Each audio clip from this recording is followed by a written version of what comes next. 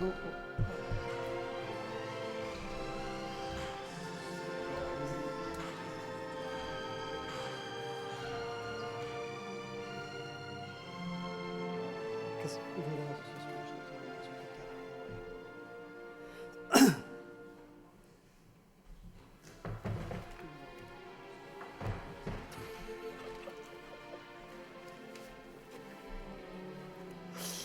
prayer thing gets me all the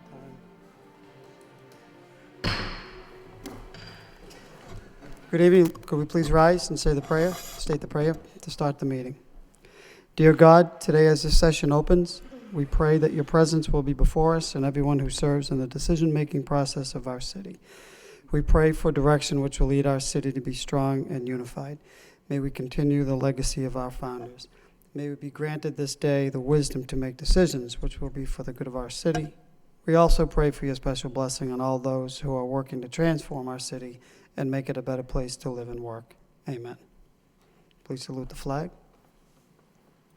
I pledge allegiance to the flag of the United States of America and to the republic for which it stands, one nation, under God, indivisible, with liberty and justice for all.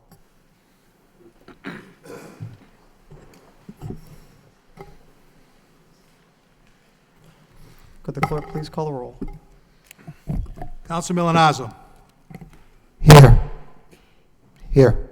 I thought I was actually lost this Tuesday, but But it was a continuation from the public hearing. Thank It's the you. only one I got him, so I kept the roll the same. thank you. Counsel Rourke. Here. Counsel Samaras. Here.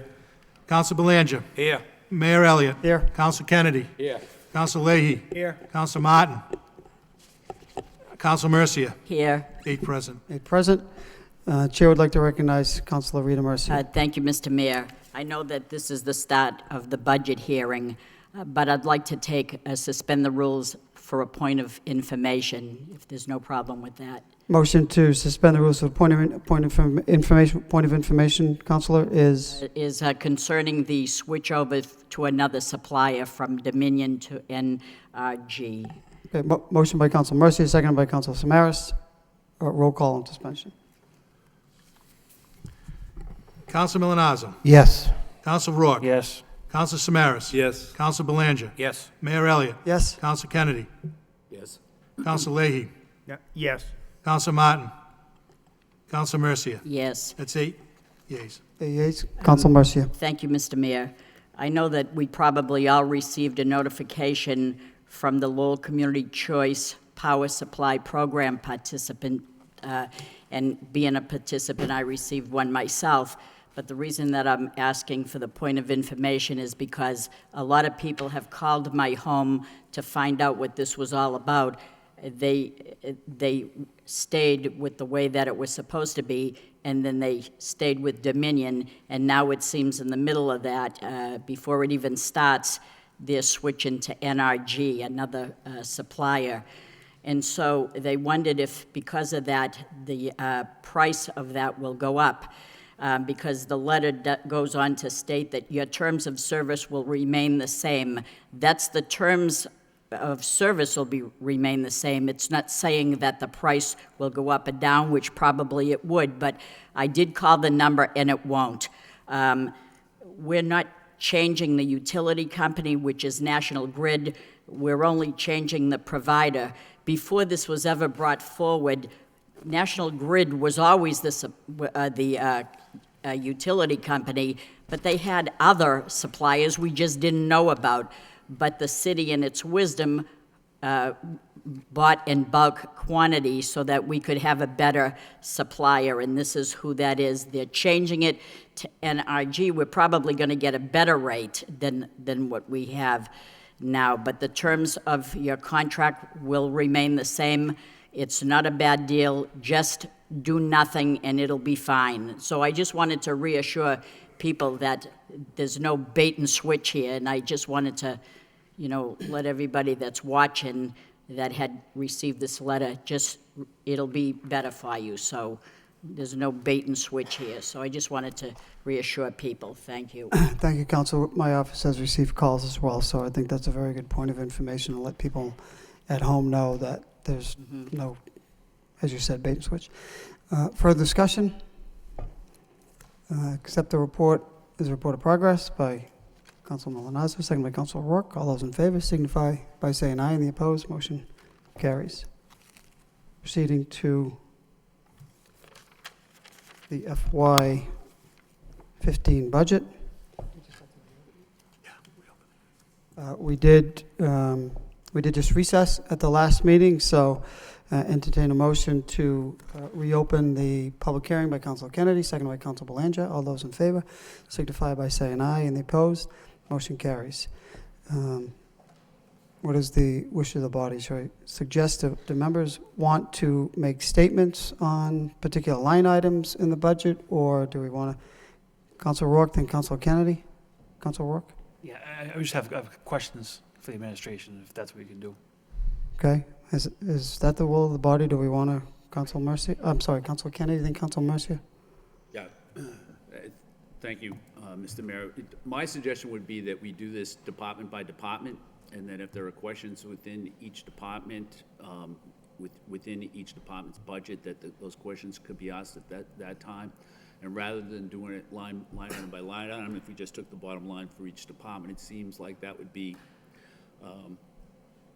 a speedy way to move along with the budget. I think that, I think that for this city council to go through this budget I think that it's an important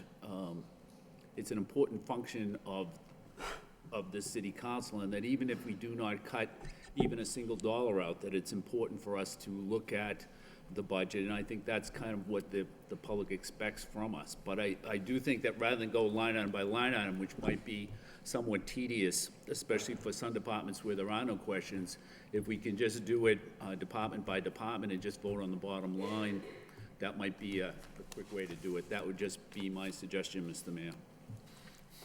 Council Mercia? Well, I seconded the motion the last budget hearing so that I could look through the budget a little bit more carefully, and I did that. And if you went by department to department to department, I could see 1,000 here, 200 there, not enough to make a dent in it. And I understand many times we have scrutinized every single line in every single department, and I don't think that I'm willing to do that, because I don't see, and maybe my colleagues have adequate cuts that I didn't see, but I'm willing to just go through every city councilor and see if they have questions. I have about maybe 6 questions that refer to one page that I'm going to ask these questions. It's not referring to any cuts, but it's just questions in general. And I think that's my opinion. I know we could go through every department, but I don't see major cuts here to do that. Further discussion on that? Council Belanger? Yes, thank you, Mr. Mayor. I'm in support of what Councilor Kennedy is recommending. I understand it's more time-consuming, and to Councilor Mercia's point, she's got a good point that there's really not, many departments, there's really nowhere to go, quite frankly. But, however, we are proposing a 3.5% tax increase to the taxpayers of the city of Lowell. They want clarification. So I think it's the right thing to do. I think it's transparent. We have all the department heads right behind us to answer any question. Now is the time. So I think we should go through each department. I don't think there'll be, some departments we'll breeze through, I assume, but others, there'll be questions. But I think when we're raising taxes to this level, we have to explain to the public where it's going. So that's how I feel. Thank you very much. Council Samaras? No, I agree, but one of my questions really several of my questions deal with the school department, which is really not a department, under the city manager, and I have questions in that area. So I just want to be able to ask those questions. I'll do my best. If there's, I don't know if there's any representative from the school department here. We still have not completed deliberations on the bottom line, Council, but I could probably I understand answer that, some and it's questions. really on net school spending, those, Okay. the formulas, as opposed to your budget. Right. Discussion? Further discussion? Council Leahy? Thank Thank you. I also agree. I think going by it, department by department would be good. We should be able to go through this tonight while everyone's here. As we go through the department by department, I just have observations of what I'd like to see, goals. I know it's a tight budget. We have an increase, but I just have more observations on what I'd like to see from each department so we can make the city better as we go along this year. So, thank you. Okay, Council Mercia? Through you, Mr. Mayor, to the city manager, is every department head here this evening? The major department heads are here.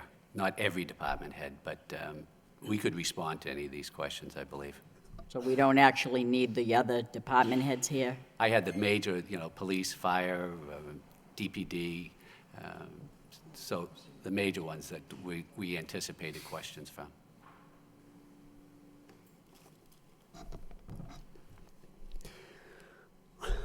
Well, why don't we just proceed with going department by department? We could spend another half an hour, 15 minutes debating this, so if there's no objection, why don't we just proceed? Council Mercia? So before we go into the department to department, could I just ask my questions? Council Mercia? All right. If there's no objection to my questions, if we could look at the budget and turn to page 73.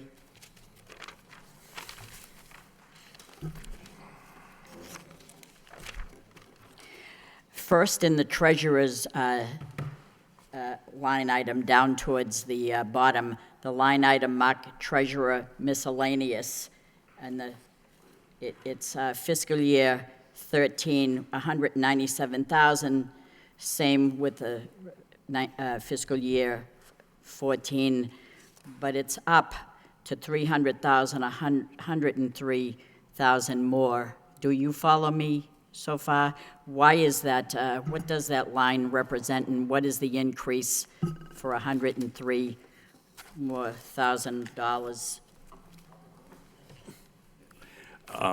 All of the estimates for revenue are exactly what they're described as estimates, and these are the items that in November will have to be approved by the Bureau of Accounts on the recapitulation sheet at the setting of the tax rate. So what these are historical perspectives looking at over the last 5 years. The average has been in the vicinity of $300,000 in that category.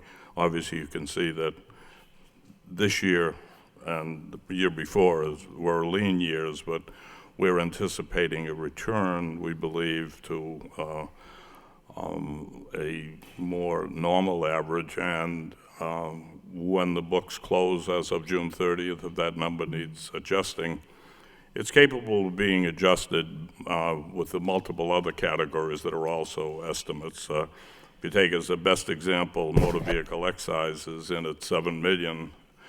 This year, we've already taken in more than $8 million as of today. So there's flexibility within these numbers. And that would have been my second question, was the increase of $845,000 and that motor vehicle excise tax increase to $7 million. So I was wondering what. So and what's actually happened is on the actual receipts as of June 10th, with over $8 million has been received this year. So $7 million for all of FY15 is certainly a reasonable estimate. And if you may look, you may see further on one that's declined, it's motor vehicle excise penalties and fines. Well, it appears now people are paying their bills. So if they're paying their bills, we're getting less in okay, penalties there and you fines. go. Because that is my, the decrease of $452,000, and that is my next question. Do you know what the one after that is? Because I have a few more. I'm sorry, no, I Now, don't. in that same page is pilot, it's payment in lieu of taxes. We have, it's up $148,000. Do we know someone that's coming in that's going to pay in lieu of taxes that we don't know about? Payment in lieu of taxes. We're anticipating $148,000 dollar increase. Again, that's historic data. Right now, we have somebody outstanding, I believe, that owes us a payment, which will bring us Well, when they close. make that payment, could we know who that is? Because I'm curious to know who's paying in lieu We're of we're still taxes. researching who it is. We're a little short this year, but we believe that the mathematical and historic average will come up to that, the number that's being shown there. All right, on that same page, I had a lot of questions about it. I know what a 40B is, but what's a 40R revenue? What's 40R? 40R is the smart growth zoning ordinance that the city council has adopted and endorsed within the city of Lowell. And the Commonwealth of Massachusetts has a trust fund where a city that has a smart growth ordinance and creates and issues building permits for affordable housing units. There's a formula whereby the city receives revenue from the trust fund upon issuance of the building permit on a one-time only basis. There was, as you can see, there was no money received this year. Right. But there are building permits and an application before the Department of Housing and Community Development of the Commonwealth for approximately that amount that will come in fiscal 2015. So it's a affordable housing trust program that the state operates, and the city, especially gateway cities that adopted smart growth ordinances, are eligible for this payment. Okay, and one last question on the same page, which was a little bit mind-boggling to me. Medicare Part D reimbursement is going down $191,000, while Medicaid reimbursement is going up $100,000. Can you explain any of that for me? Those totals are relative to how we've changed from being in Blue Cross Blue Shield to part of the Group Insurance Commission. The reimbursements come in at a different time, whereas we used to get them in the same year. We now receive them 1 year later. So the amounts have sort of flipped. And that's sort of the explanation between why one is raised and one has lowered, because it has to do with our migration to the Group Insurance Commission. Okay, thank you very much. Now, that concludes my portion of the budget. Were those sufficient answers? Yes, thank you. Thank you. Thank you, Councilor Mercier. Councilor Rourke. Thank you, Mr. Mayor. Through you to the city manager. Mr. Manager, I reviewed the budget, this year's budget, and the expenditures that do go along with it. To me, it does look like it's level funded. That being said, could you explain to me and to me those watching, how did your team come up with the projection of revenues for this year's budget? Mr. Manager. Thank you. Through you, Mr. Mayor. Well, let me start with the easy ones. First of all, Chapter 70 and what we call local aid is a set number, because there was a joint resolution by the legislature that the House and Senate budget this year will contain the amounts that we listed for Chapter 70 and local aid. The Massachusetts School Building Assistant reimbursement is a fixed number that we know we're going to get in fiscal year 15. We know the prior tax levy, what we received in the prior tax levy, so we know that that prior tax levy will remain the same. The levy growth, we know what we figured out is based upon the prior tax levy, with the 3.5%, what the levy growth will be. Local receipts, again, that's an estimate, but we look at a historical perspective relative to building permits and fines and excise taxes and that. We do a historical perspective and estimate what we believe is the correct figure for local receipts. That's the pension reserve fund that we had, money from the health trust fund that we know is there that we're going to be able to use to spend. The biggest question mark is the new growth, and we have that listed as $2.5 million in new growth. And if you don't mind, Mr. Mayor, if I could ask our assessor, who actually came up with the figure 2.5% new growth, to address the council on how she arrived at that figure. Thank you, Mr. Manager. Yep. Ms. LeMay? Yes. The 2.5 number is basically from all of the inspections that we do throughout the year. It's additions, additional bathrooms, finished basements. It's any new value that we pick up throughout the year, including personal property, which we're very aggressive at.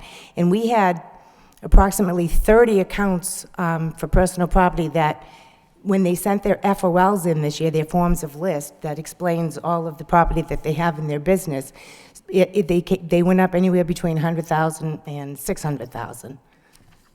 And that 2.5 number is very solid.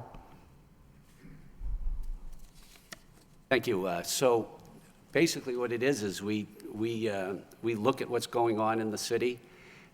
We look at the permits that have issued. We know that there's the new project coming on at Comfort Bedding.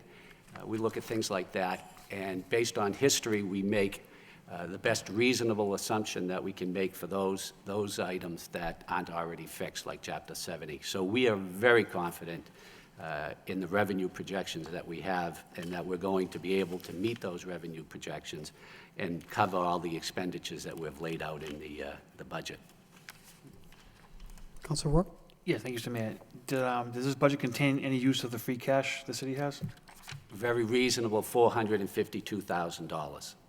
But we plan when we close out fiscal year 14, that we're going to have free cash in hand that we're going to immediately restore the $452,000. And lastly, Mr. Mayor, thank you. I know I've asked this before. The FEMA money, have that come to resolution as of yet? The FEMA money has been approved, but it's sitting at MEMA now. And we're just waiting for MEMA to release the money to the city, and then it will come to us. I emailed Kurt Schwartz, the head of MEMA, an hour ago and told him we desperately need that money. Could he hand deliver a check before tonight's meeting? But he didn't make it yet. But we're still counting on it for June 30th. Thank you, Mr. Mayor. Thank you, Councilor Rourke. Councilor Samaras? Thank you. Mr. Manager, through the mayor. Charter tuition reimbursement, the thing that I'm concerned with at some point, it's going to impact our budget, our school department budget. Could you, what's your thoughts on this at this particular point? Well, the school department is doing very well by this city council budget, and will be doing well in the future. This is the first time in years that the city council will be fully funding the foundation budget of the city. As most of you know, we've been significantly in arrears for years. So our plan has always been that in this fiscal year 15 is we are going to totally address the net school spending issue. And we have that plan, and we believe it's going to happen. We had a little bit of a setback, because the plan is that we fully fund the foundation budget this school year. So you're actually giving the school department an additional $2.9 million over last year. We still anticipated having a $2.6 million arrearage that we owed the school department. And our plan was to take the 1.2 to 1.3 charter school reimbursement, give it to the schools, and have that act as a credit to our outstanding arrearage. Well, the school department's going to get that $1.2 million, but because of the regulations in the Department of Education and Secondary Education, we're not going to get credit for the $1.2 million right off the arrearage. However, because we're giving that full amount to the schools this year, it appears that our arrearage is really going to come down to around $2 million.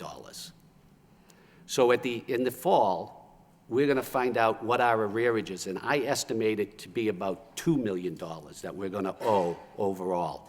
And I firmly believe with the money that we've saved by having a hiring freeze and really looking at expenditures and also tightening of our belt, we're going to be able to pay off that $2 million in the fiscal year 15, and then we will have wiped out entirely the net school spending issue and made a 100% commitment to public education in Lowell. Well, actually, for me, it's good to see a plan, because often in the past, we haven't seen a plan. It's deal with it and then wait till next year. But I'm glad of this type of a plan. But to finish the question, the charter school issue, I'm just concerned that down the road, like this year, the state reimbursed us fully, I believe, for the charter school reimbursement. But do you see us in trouble, or our budget, the city budget, in trouble because of the charter school possible tuition hikes, or the state not reimbursing us at the rate It's always going to be an issue, but the good thing is once we wipe out the arrearage, we'll be able to get that charter school reimbursement for ourselves.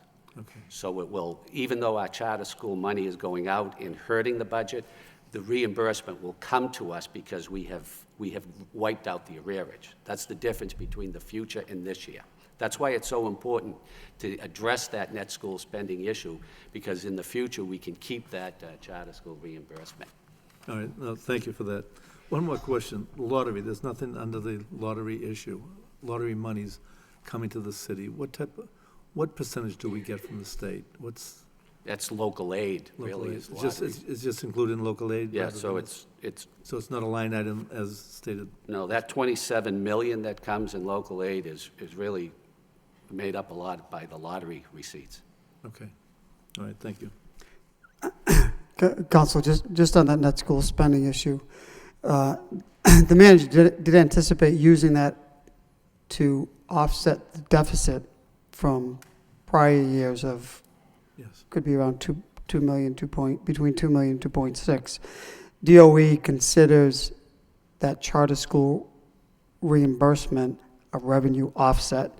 So if we did not give the money to the charter school, which we fully intended to begin with, that would actually exacerbate the net school spending. So because it's a revenue, it's an education source of revenue to the city, it's also an offset to that net school spending. So legislature's working on it, but the good news is that we get the money and it's going to be transferred to the school, and the school department hasn't voted, but once the money comes in, the school department, by all intentions, are going to vote that to the suspense account for future costs. No, I think, thank you for that. I mean, it's important that the public understands that at this Right. point.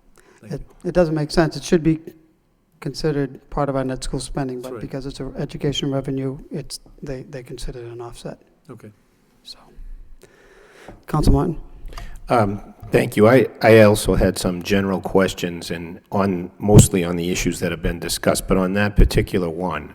So the supplemental state budget that was calling for fully funded charter school reimbursement, has that been approved, or we anticipate it's going to be approved? Well, it has been approved Okay. and signed by the governor. We're just waiting to receive the money. Okay. And when we receive the money, we will transfer it to the school department, because if we don't transfer it to the school department, as the mayor said, it'll just be added on to the deficit that we owe them. But it's not a credit? It's not a credit. And has that always been the case for charter school reimbursement, or just this special act? No, it's the regulation of DESE. Okay. So it really doesn't, it's not going to help. I mean, it'll help the schools with the shortfall. It's real money, but it's not going to help the city with the credit, the amount that we need to make up. But I still believe firmly that we will be able to resolve the issue in full during fiscal year 15. Because I think the way we're estimating right now, the shortfall is going to be closer to 2 million than 2.6. That's what I'm estimating, and that's a lot more manageable for us. Okay. All right. Mr. Mayor, I do have a few other questions, if I could. Councilman. First, Mr. Healy, if the check doesn't come from Kurt Schwartz soon, let me know. We graduated from law school together, so happy to make a phone call if that's going to be helpful. On the motor vehicle excise tax, could that be, I mean, is the economy getting better? Are people buying newer cars? Or is it more the collection effort? Is there any way to sort of gauge that? Mr. Healy? Without examining the commitment on a kind of car-by-car basis, you can't tell. They are paying better, obviously, the values of the cars are up, so it clearly is an indicator the economy is getting a bit better, and people are paying the bills on time. All right. And Mr. Manager, I agree that, to me, the big question in here on the revenue side anyway was new growth. And I accept Ms. LeMay's explanation, but it's still $900,000 more than last year. So to me, that seems like a pretty aggressive assumption, but you're confident in it.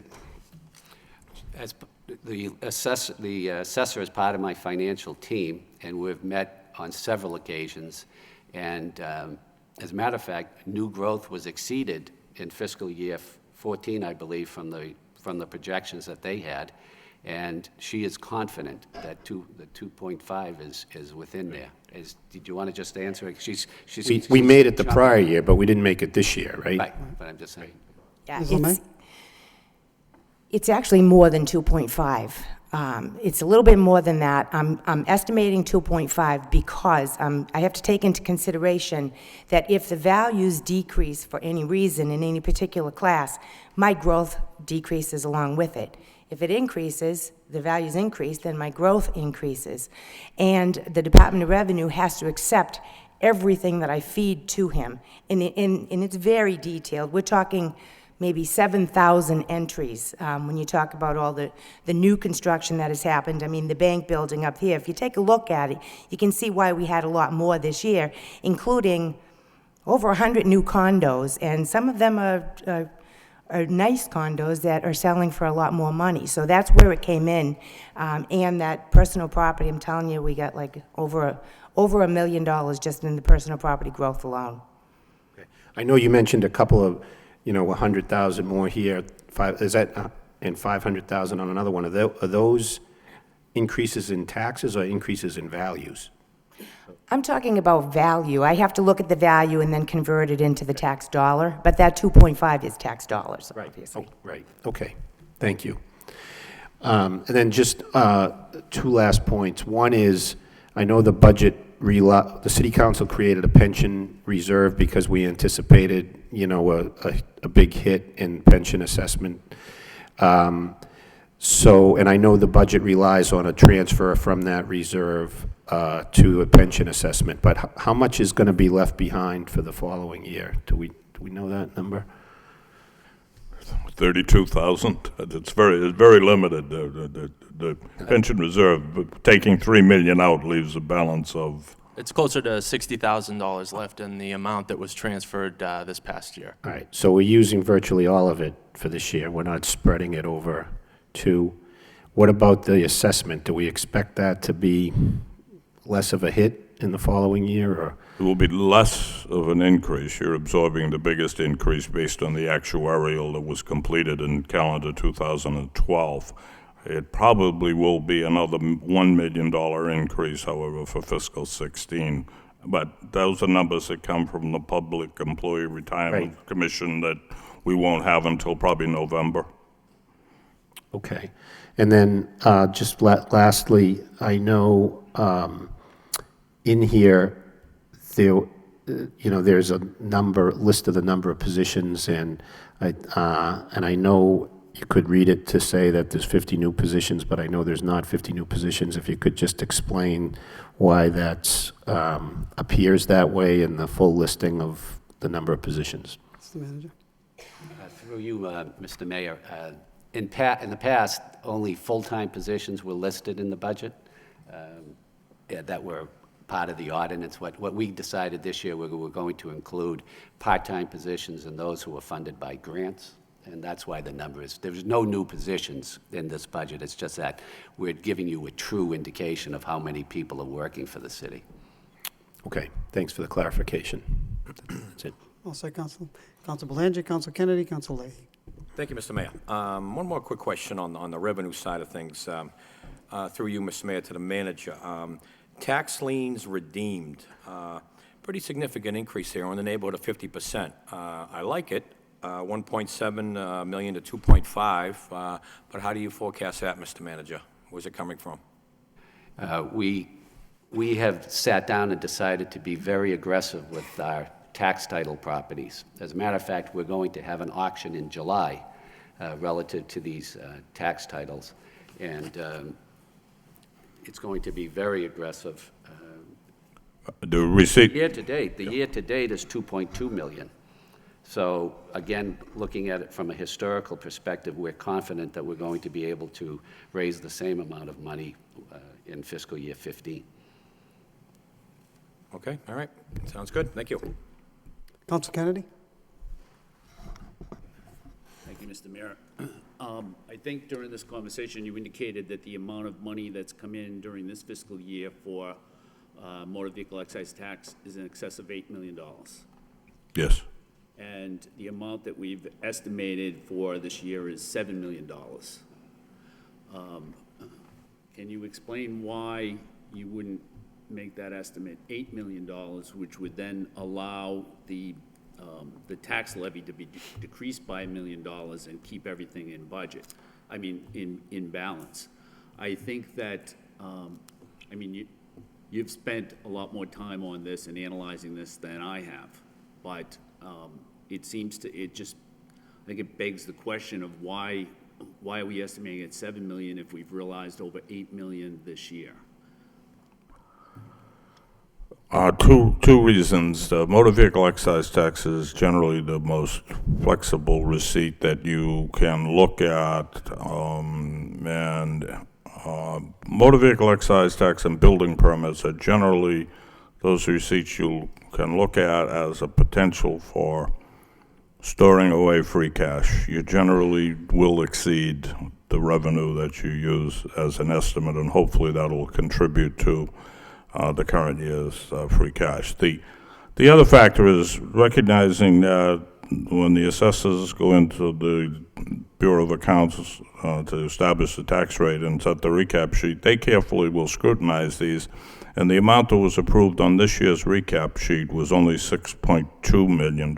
So growing much more than 800,000 in the eyes of the Bureau of Accounts may be a little bit difficult. And also, as I said, that is the account which will have flexibility if, for example, miscellaneous treasurer's receipts, when June 30th comes and we see in reality maybe there isn't the potential to grow there, then that balancing sheet, so that all the numbers add up to what the council votes tonight for the operating budget, could be taken out of treasurer's receipts and added to the excise tax or something along those lines. So it's certainly a valid question. It is, the building permits and excise tax are usually the ones you underestimate in hopes of building up free cash.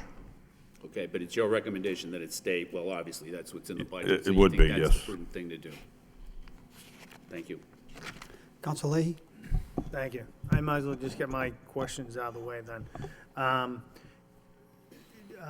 My questions have to deal with economic development in the city, and so as we go through this budget with the school department, I just noticed that in the last couple of years, the schools, we built all these brand-new schools around the main roads. For whatever reason, I know the school department basically takes care of the grounds themselves, but I don't know if they need help, or we just need to develop a better plan to keep the appearance up for the neighborhoods, for people visiting the city. Some of the schools, you go by the Stock Closer, there's stuff thrown on the rooftop, like the little roof. You drive down Broadway Street and there's garbage up on the roof, and you can see it, and the bushes and the grounds are overgrown, so we need to do a better job with that with this budget. Some of the buildings that have the red X's on them, I think that's, you can't go into them, they're unsafe for the fire department. So we need to, with this budget, address some of these buildings around the city. They're on the main roads. It doesn't look very good for us. And I couldn't find in DPW, how much money are we setting aside for the roads, and do you have a long-term plan for that?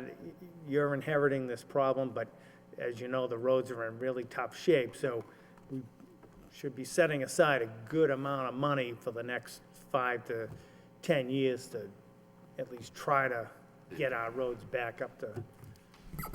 I know I just signed a requisition order for $152,000 in Chapter 90 funding. Ralph, could you, if it's okay with you, Mr. Mayor, if I ask the Assistant City Manager for DPW, could you explain to Council Leahy our plan for fixing roads and? Well, most of the repairs come from, the larger repairs come from Chapter 90. I don't have the numbers off the top of my head, but we get what the state gives us. And then we augment with some amount of city money. We've you know, we only have $50,000 in here that we're augmenting with the city money. So whatever Chapter 90 brings, plus the 50, you know, the 50,000 is basically what we have. Okay. I mean, maybe, you know, starting with this budget in years to come, we know we need to put a lot more money towards that, so how we figure that out. Mr. Mayor, if I could just ask Connor Baldwin to also talk about the capital plan for roads. Baldwin? Thank you, Mr. Mayor. It's, just as Mr. Snow indicated, a large portion of our funding comes from the Chapter 90 program. However, in the past few years in the capital plan, the city's capital improvement plan, we've allocated a significant portion of capital funds towards improvements of the roads. We haven't presented the fiscal 15 capital plan to the council yet, but I believe in the 14 budget it was somewhere in the neighborhood of $150,000 to $200,000 worth of money that goes towards the road. So that's an additional source of funds that goes towards fixing the streets. Okay. I mean, I don't know how much it is for, I know before the previous, when Manager Lynch left, I don't know if he was specifically talking about borrowing up to 10 million, or because we had money in, not free cash, but in the reserves, we were able to borrow more. And I don't know how much we were gonna put towards roads, but, you know, I think my road's bad, but then I drive through some other neighborhoods, and the roads are really beat up. So I just wanted to make sure that we start addressing the roads. I know we need a lot more money towards that. And I had one other question for the Lowell Memorial Auditorium. Could you just explain a little bit about the arrangement we have? I thought we were paying them a management fee of $84,000, and then we weren't putting any more money towards it, but it looks like it decreases over the next 4 or 5 years, but we're still paying a lot of money over there. Mr. Manager, Mr. Healy? Through you, Mr. Mayor, that is the agreement that was negotiated and executed. I guess there was only one interested party at the time, and it does call for a declining city support of the operation. There is the management fee that's built in to the agreement, but the $250,000 this year drops to $200, drops to $150, and hopefully in the end, the entity will be self-sustaining other than the management fee. Time will tell, of course, and we're hopeful that that plan will work. And that support's that's on top of the $84,000? Yes, it is. That's part of the net operating expense as opposed to the management fee. Okay. And I'm sorry, that brings up the contract with the garbage. I thought that the number I saw in the book, I thought we were supposed to be saving, was it $1 million or $500,000? And Million. okay, and it doesn't look like that's in the book here. It looks like it only dropped down a couple $100,000. I'm not sure what page that's on, but, Well, on the, Council, did you have a question on Lowell Memorial Auditorium? No. Oh, okay, I'm sorry. Okay. so I thought we'd see a bigger savings for the trash pickup. Are you Mr. talking Snow? about the cost? Yeah, weren't we gonna save $1 million off the bat? That's out of DPW. So, Mr. Snow? Oh, it's over the line. I guess there's two contributing factors. The solid waste is going up by $2 a ton this year, and then there's a big drop-off next year. Okay. And then we were getting a large rebate from Wheelabrator, and the administration, I guess, decided to take the lion's share of that in this current year's budget, like $750,000 Oh, sure, yeah. or something like that. So we're only getting about I think it's 192,000 of the rebate. Yeah, we're getting 192,000 of the rebate in the FY15. So had that been spread more equally, we would have got a bigger rebate in 15, which would have made the price go down. But I believe you'll see, maybe not in 15, but 16 going forward, it's going to take a nosedive. More savings. Okay, thank you. Can I just follow up on that rebate, whether you or Mr. Connor? That the lion's share was used in for FY 14's budget and not FY 15? Yes, Okay. I don't have the exact, Can we find out what that I have the is number written for down the here future? somewhere. Thank you.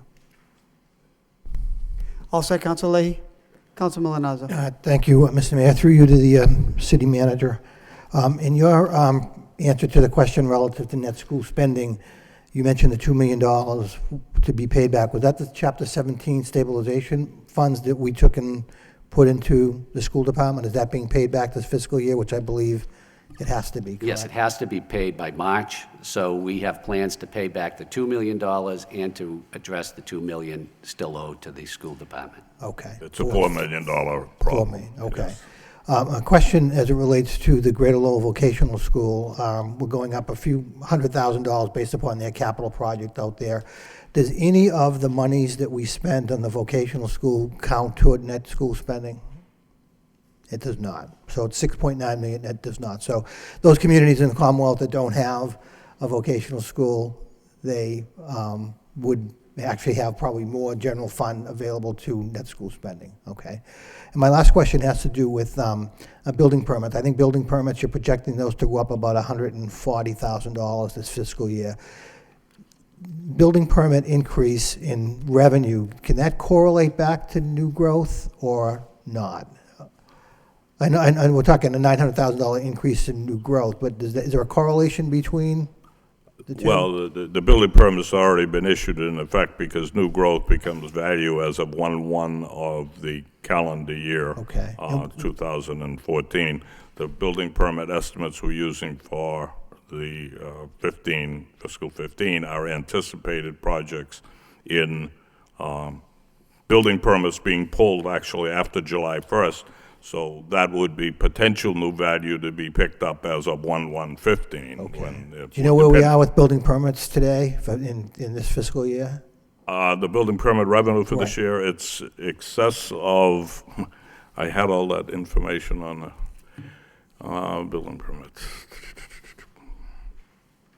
The recap sheet number was 481,000. Year-to-date, it's 650,000, and we're using 626 as our estimate for next year. Okay. And then one final question on the conversion over to GIC a couple of years back. Is this the last fiscal year that we're going to see any savings from that, or do we anticipate?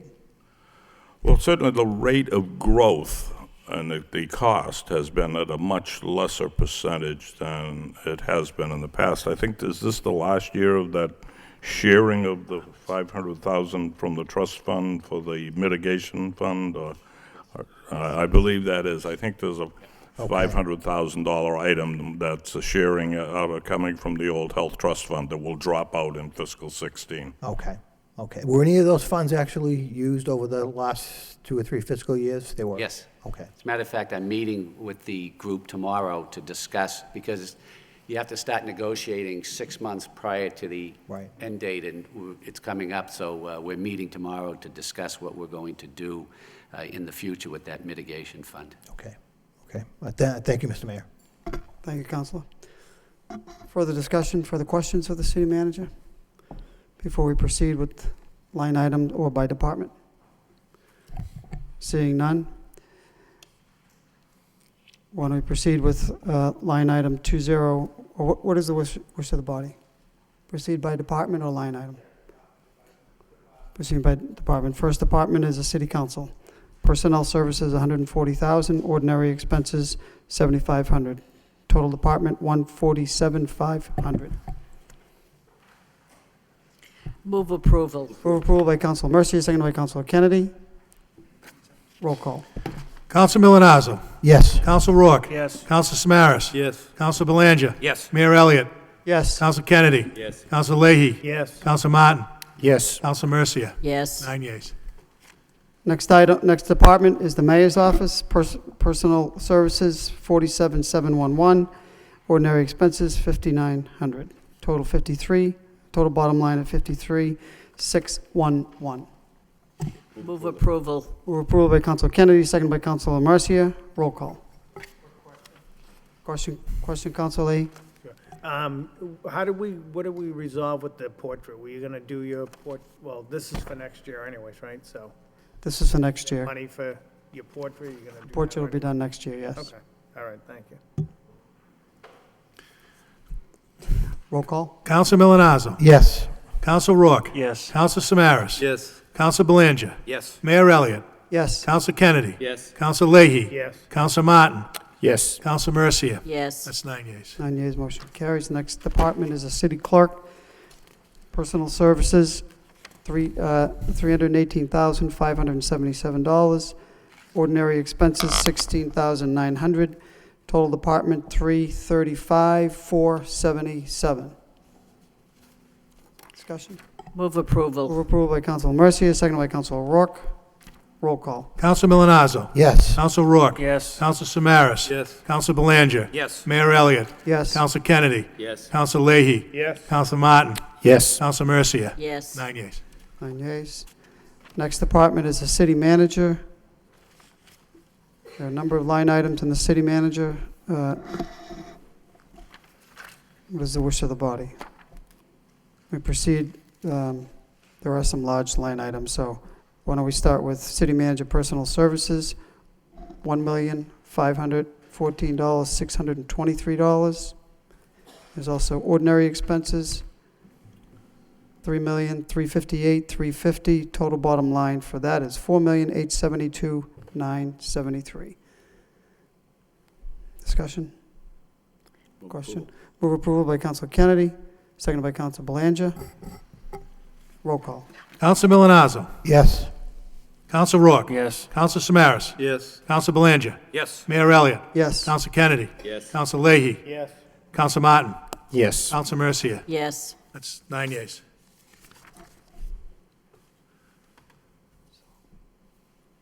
Next is Lowell School System, reimbursement, Medicaid reimbursement. Mr. Mayor? I'm sorry, the business and marketing development comes under the city manager's budget, correct? That is correct. Can I just elaborate on that for a second, if I could? Yep, we got one more line item to go, and then that's the next one after that, Okay, Councilor. thank you. So, We'll go low school system, right? Personal and ordinary expenses totals 50,000. 0 for one and 50,000 for the other. so the next line item is 2015.09. There, for personal services, there's no expenses there. The next item is 2015-10, and that's the Medicaid reimbursement expense of $50,000. Motion to approve by Council Milonazo, second by Council Mercia. Roll call. Counsel Milonazo. Yes. Counsel Rourke. Yes. Counsel Samaras. Yes. Counsel Belanger. Yes. Mayor Elliott. Yes. Counsel Kennedy. Yes. Counsel Leahy. Yes. Counsel Martin. Yes. Counsel Mercia. Yes. 9 yeas. 9 yeas. Next item is on the city manager's and marketing development, personnel services. There are no expenses. Ordinary expenses is $330,000. Council Belanger? Thank you, Mr. Mayor. I'd just like to touch on the, marketing development for the city. I would like to see it ramped up, but there are more important things on the line, such as public safety. But however, so you're keeping it the same, Mr. Manager, 205,000, the same as the previous year? Okay. I mean, I think that is satisfactory, quite frankly. However, I did go through the budget with Susan Halter and Chris Samaras, line item by line item. And this money, a lot of this money is going to other places, such as overtime, such as cleanup, membership fees. I mean, this is not my idea of marketing. If this is used appropriately, I think it's adequate. But can you somehow review this, Mr. Manager, and see if we can appropriate funds from overtime budgets and other departments to alleviate this figure to help so that this money is spent on marketing? Again, it's adequate, but it has to be spent on marketing at the same time. But this department is kind of all over the place here what they're spending money on. So I'd just like you to take a good hard look at that, Mr. Manager, and see if we can appropriate other funds to offset the overtime, the cleanup with festivals. They probably paid $30,000 to $40,000 last year in these categories. So can you take a good hard look at this and see what we can do for some relief in this? I'd greatly appreciate it. Thank you very much. Thank you, Counselor. Counselor Leahy? Thank you. I'd just like to echo the council's comments. I think that this category over the last few years has been cut, and I think it would do us a lot of good if we could re-examine this. In this category here, we have the special events, the cultural department, Merrimack Repertory Theater. So I think maybe the payoff would be, the investment into this would really benefit the city if we could re-examine this and maybe put a little bit more money to get a lot more back. So if you could do that, that'd be great. Thank you. All set, Mr. Manager? We actually added $5,000 on my budget. That's not a lot, but maybe it'll get us one end. But we're also going to be meeting about raising money to market the city above and beyond this amount here. So we do have plans in the near future to meet and raise money for further marketing of the city. Council Martin? Thank you, Mr. Mayor. It appears, at least over the last few years, the only significant reduction really is the subsidy to the auditorium. And so I assume we're expecting the auditorium will break even this year? Mr. Healy? The auditorium is set up as an enterprise fund now, so you'll see it at the end of the budget. Okay. There's still, unfortunately, still fortunately, some general fund support. Okay, all right, fair enough. Thank you. Discussion? Move to approve by Council Kennedy, second by Council Belanger. Roll call. Counsel Milonazo. Yes. Counsel Rourke. Yes. Counsel Samaras. Yes. Counsel Belanger. Yes. Mayor Elliott. Yes. Counsel Kennedy. Yes. Counsel Leahy. Yes. Counsel Martin. Yes. Counsel Mercia. Yes. 9 yeas. Next item under City Manager is Manager's contingency. Ordinary expenses, $295,000. Discussion? There's also, there's reserve for wages, ordinary expenses, there's zero in that. So bottom line is still $295,000. Move to approve by Council Martin, second by Council Mercia. Roll call. Counsel Milonazo. Yes. Counsel Rourke. Yes. Counsel Samaras. Yes. Counsel Belanger. Yes. Mayor Elliott. Yes. Counsel Kennedy. Yes. Counsel Leahy. Yes. Counsel Martin. Yes. Counsel Mercia. Yes. 9 yeas. Next item is cable access, personnel expenses. We are on line item 2015-15, cable access, ordinary expenses, $142,400. Cable access transfer to school, $107,800. Bottom line of $250,200. Move to approve by Council Rourke, second by Council Samaras. Discussion? Roll call. Counsel Milonazo. Yes. Counsel Rourke. Yes. Counsel Samaras. Yes. Counsel Belanger. Yes. Mayor Elliott. Yes. Counsel Kennedy. Yes. Counsel Leahy. Yes. Counsel Martin. Present. Counsel Mercia. Yes. 8 yeas. The yeas, motion carries. Next item is again, under City Manager, is the cultural affairs and special events. Two line items. One has personal services, $116,023. Ordinary expenses are zeroed out. Mr. Mayor, Council Kennedy. if I could, the line item for salary and wages permanent drops off significantly from last year. And I think in the narrative, it says that positions that aren't covered by the city were not included. But in your earlier remarks, I think you said that you tried to include positions even that were grant funded or whatever, just so that we could see. So why was this different? Mr. Manager? I actually eliminated a position in my department. The figure that we were talking about earlier was just the total amount of money the total amount of employees system-wide, if you include part-time and grant. Okay, That was that figure. okay. And so the difference between 213 and 135,000 is the elimination of a position, of one position? Is that the Yes. Yes, it's that one position that I eliminated. Okay, okay, thanks. Further discussion on this line item. Bottom line is 116,023. Move to approve by Council Belanger, second by Council Leahy.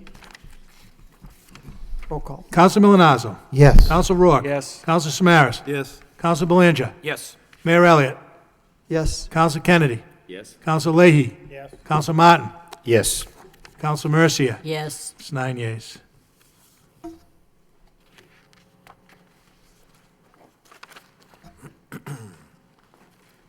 Next department is the Finance Office. Personnel Services, $161,440. Ordinary expenses, $200, for a total of $161,440. Move to approve by Councilor Rourke, second by Councilor Mercia.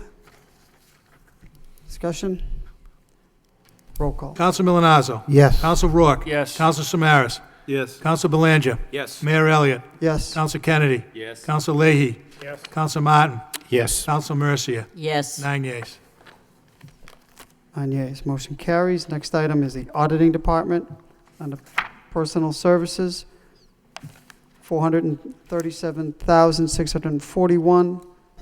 Ordinary expenses, $58,000. Total bottom line, $496,241.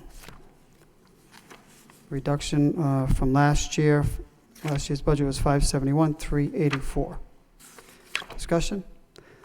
Move to Council Milonazo. Thank you, Mr. Mayor, through you to the city manager. Do we have the same number of employees in the auditor's office, or are we down an employee? I see it was 471 in FY14 approved, and then the request was almost 545, and the request is 481. We're down one over the request. Okay, we're down one over there. Okay, thank you. Thank you. Thank you, Councilor. Discussion? Move to approve by Councilor Samaras, second by Councilor Rourke. Roll call. Counsel Milonazo. Yes. Counsel Rourke. Yes. Counsel Samaras. Yes. Counsel Belanger. Yes. Mayor Elliott. Yes. Counsel Kennedy. Yes? Counsel Leahy. Yes. Counsel Martin. Yes. Counsel Mercia. Yes. 9 yeas. 9 yeas. Next department is the Purchasing Department. There's a request for personnel services of $204,592. Under ordinary expenses, $194,150. Total bottom line for that department is $398,742. Move approval. Move approval. Check that again. I got something different. What do you got? Just let me check that bottom Yep, line number. I have it, it's on page 110, is it? What are the numbers? I just add them again. 204,592. 194,150. 204,592, right? What's the other one? 194,150. 204,592, right? 194. Plus 194, 150. 398, 742? Yep. Okay, all right, all right. Sorry about that. Move to approve by Council Rourke, seconded by Council Milonazo. Roll call. What was the motion? Move to approve by Council Rourke, seconded by Council Samaras. Thank you. Counsel Milonazo. Yes. Counsel Rourke. Yes. Counsel Samaras. Yes. Counsel Belanger. Yes. Mayor Elliott. Yes. Counsel Kennedy. Yes? Counsel Leahy. Yes. Counsel Martin. Yes. Counsel Mercia. Yes. 9 yeas. Mr. Mayor, Council Samaras. thank you. On the program, Cultural Affairs and Special Events, I'd like to change my vote to present. Okay, I could just put it down. I can just change it. We don't need a re-roll call. I don't think we need, do we need a new roll call, Madam Solicitor? Or is just his vote? We'll- I recorded as present. We'll record you as present. Okay. Abstain, okay. Okay. Abstain. Okay. Thank you. Thank you, Counsel. All set, Mr. Clerk? Yeah. Need a breather? Okay, moving on to the next department is the Assessor's Office.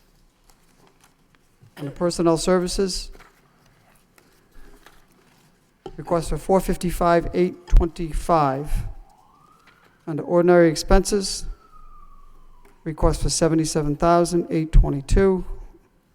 Level fund from last year. Total bottom line, $533,647.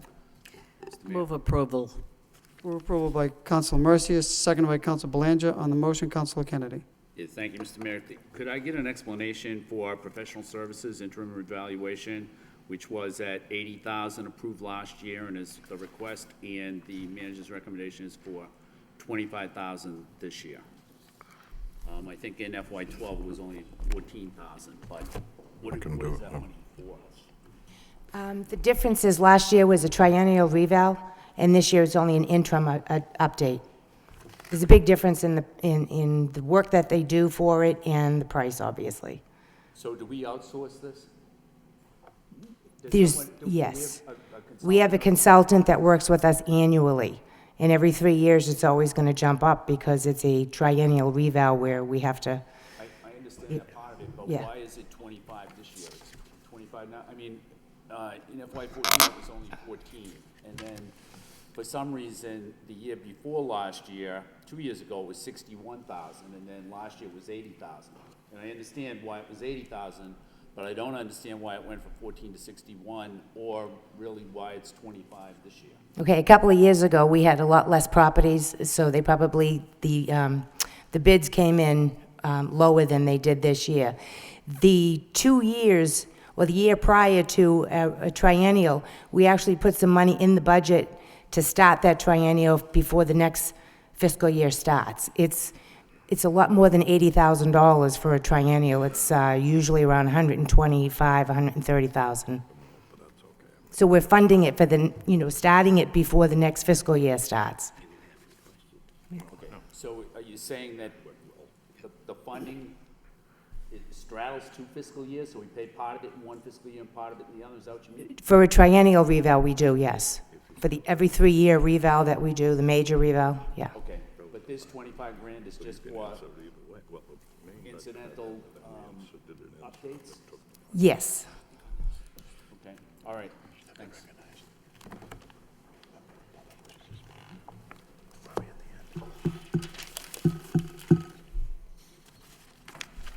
All set, Council?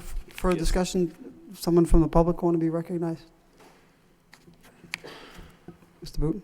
Good afternoon. My name is Ray Booton. I live at 255 4th Avenue. I'm a certified general real estate appraiser, and I'm asking to speak on behalf of the assessor's budget. I've had a few conversations with our assessor, Sue LeMay, and I'm asking to find the additional funds. I think it's about $5,000 to have Vision Online placed on our website. I've been appraising for 21 years, and consistently, properties in Lowell are being assessed or appraised at less value because the appraisers and the real estate agents who don't know that what you get for a field card in the assessor's office is different from what you see online. And that can be anywhere from 2 to 5% difference. I've had friends in my baseball league, I've had people come to me because their houses they thought have been undervalued. So we're talking tonight about increasing values of properties. Our values are artificially lowered because of this, not because of anything the assessor's office has done. It's because appraisers, real estate agents who don't understand values. Our gross building area, not our gross living area, is portrayed on the city's website, which includes finished attics, unfinished attics, basements, enclosed porches. For $5,000, you can help increase values of properties to what they actually are, because some appraisers aren't smart enough or good enough to come to the city and get that information. It happens all the time. I can meet with the manager, I can meet with the CFO if you'd like, to show you examples of this happening. and it's lowering values of properties. Every other community surrounding Lowell and almost every other community I do appraising in, from Woburn all the way up to Concord, New Hampshire, has this information online and will help our community to raise values. Some people are not able to refinance because they're told that their values aren't high enough. But when you go in and look and you start doing apples to apples, they're able to refinance. So I think I've hit on everything. Thank you very much for letting me speak. I have an 8 o'clock meeting tonight. Mr. Mayor. Thank you, Mr. Booton. Councilor Kennedy? Mr. Mayor, I think that Mr. Booton is absolutely correct. In fact, the information that's provided online by the Lowell assessors is maybe the worst of any community in the Commonwealth, or certainly in the, there aren't many that are worse. And there are several, Vision is one, I think Patriot Properties is one, that the city could be using that provides a lot more information than what you can get online from the city now. It's really, if you're going to do a good appraisal in Lowell, you have to go down and get the property card. There's just no other way around it. And so it would be worthwhile to meet with Mr. Booton and with Susan LeMay to see if we can't upgrade that to make it a lot better than the way it is now. I had a similar discussion, I think at budget meetings with your predecessor, and nothing ever really got done. I mean, the idea was that we were going to be changing the city website, and that was going to solve everything, and it really didn't make anything better at all. But it's absolutely one of the worst in the Commonwealth, and it shouldn't be. Mr. Manager? This is the first time that I've heard of this, so you rest assured that my CFO and I will be contacting Mr. Booton to set up a meeting to sit down and see if we can work out those kinks. Thank you. Discussion on the motion. Move to approve by Councilor Mercier, second by Councilor Martin. The bottom line.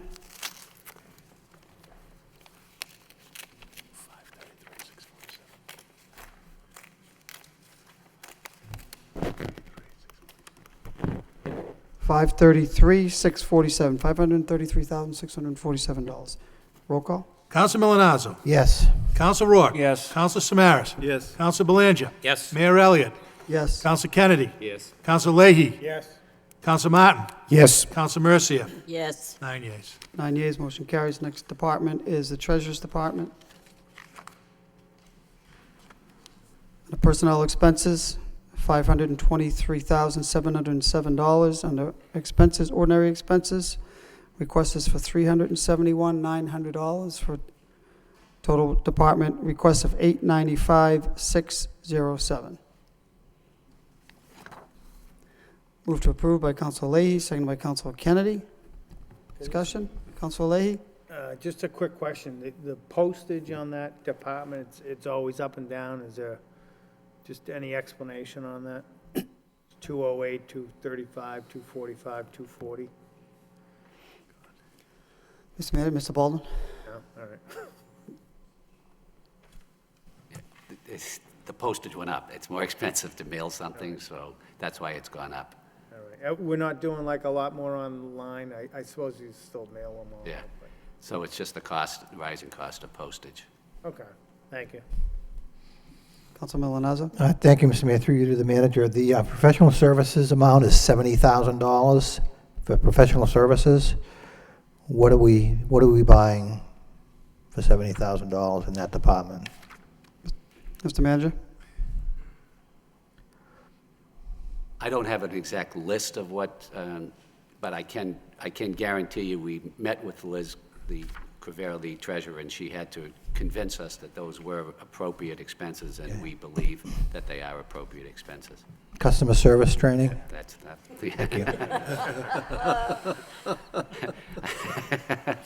We doubly that, yeah. Can I ask a question? Can we get a report on that? Because I had the same question. I know that I actually asked last year as well what this line item exactly is for. So I think that's, Mr. Manager? Yeah, I'm actually meeting with her tomorrow because I'm going to be issuing a report to you about the treasurer's office relative to customer service, the demand notices on the excise tax bills, and I will include in that report a breakdown of what this line item calls for. I mean, not only is, we're not sure what it is, but there's also an increase from last year of, almost 5,000, so. Right. And Council Mercia? thank you, Mr. Mayor. Through you to the city manager.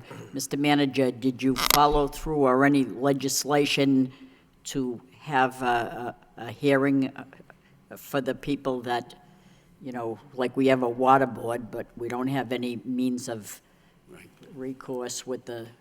Right now, there's no appeal of a demand notice. Right. And if there was, we would be giving relief for those demand notices. Interestingly enough, our House delegation offered an amendment on the economic stimulus bill last week to try and put this appeal process in. It didn't make it on that vehicle, but that's just the beginning. They'll just keep banging it and banging it until it's passed. So yes, we have started the legislative process to get a appeal process for the demand notice. Why can't we do that on the local level, approve on the local level? Because it's a state requirement, the demand notice. Because I would have made the motion next week. But anyway, thank you.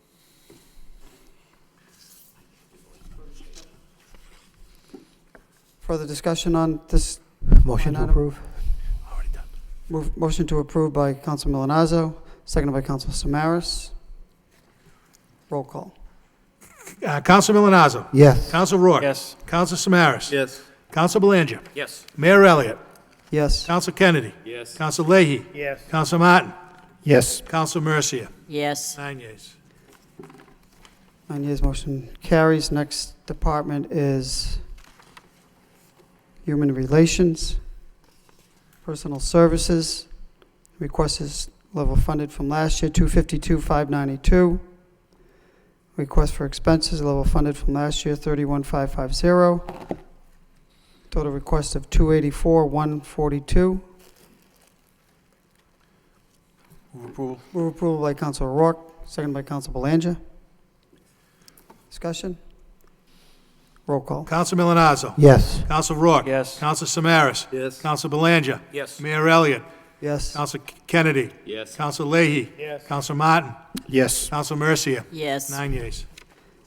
9 yeas, motion carries. Next department is Management Information System. Request for personnel expenses, $549,971.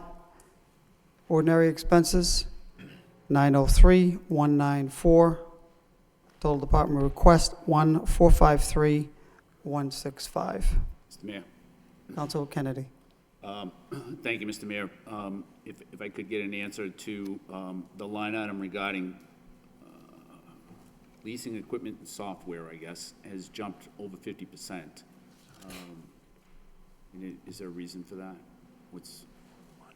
Moran, Mr. Fernandez, would you please give an answer to that, please? Yes, through you, Mr. Manager, to the councilor. What we decided to do several years ago was to upgrade the equipment throughout the city. We've been using computers that have been 6, 7, 8, 9 years old in many cases. So what we've been doing has been establishing a technology refresh cycle within the city. So we've been leasing equipment. We've been upgrading computers in all the departments, leasing them on a 48-month lease cycle. So that every 4 years we can look at refreshing our computers and using things that are current, up to date, and really meet our needs throughout all the organizational systems that we need. Last year we discussed the requirement that this would have on the budget and on future budgets for a couple of years would be increasing them by approximately $20,000 a year.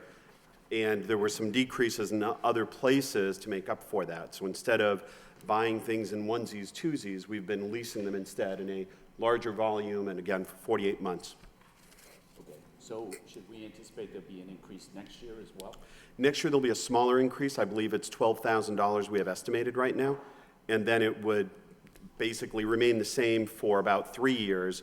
And then it depends on what we get for a new lease at that point, assuming that there's no additional items that we lease. We've recently leased some multifunction printers for various departments. So it's just a matter of really trying to make the money last longer, go further, and allow us to get technology into departments where needed, as needed. Okay. And so this is just for leasing equipment and software? It's mostly hardware, yes, sir. Okay. And so also, while you're at the microphone, software licensing and support drops by $60,000. Yes, sir. One of the things that we did this year was we migrated the city's 911 system expenses and software over to the police department. We had talked about that last year, but we had it take place this year. So their software costs went up, our software costs went down, but it was really just realigning where those expenses really should live, since it's the entire 911 system for the city. So the rest of that money, the decrease here would be found in the police budget? Yes, sir. Right, okay. And then my last question has to do with salary and wages permanent. Last year was 522, this time it's 568, but it's lower than your request by, and so what happened there? Was that, is that just collective bargaining, or was there a reduction in positions? A combination of both. As the manager alluded to earlier, there weren't any new positions. We've been requesting a new position for a while. That wasn't allowed. And also there was the collective bargaining agreement that took place. All my staff are 2532. That was just recently approved, and that impacted the salary as well. Okay, so there's no additional position? No, sir. That's just raises? Yes, sir. Okay, thanks. Thank you, Counselor. Further discussion on this slide item? There is a correction under ordinary expenses, under personal expenses. There's a change from the budget book. It should be 535,971 and not 549,971, which will change the bottom line as well to 1,439,165 and not 1,453,165. Move to approve by Councilor Mercia, seconded by Councilor Milanazzo. Discussion? Roll call. Counsel Milonazo. Yes. Counsel Rourke. Yes. Counsel Samaras. Yes. Counsel Belanger. Yes. Mayor Elliott. Yes. Counsel Kennedy. Yes. Counsel Leahy. Yes. Counsel Martin. Yes. Counsel Mercia. Yes. 9 yeas. Next department is the law department. Legal. Personnel expenses, personnel services, 975,056. Ordinary expenses, 315,650. Council Leahy, would you take the chair?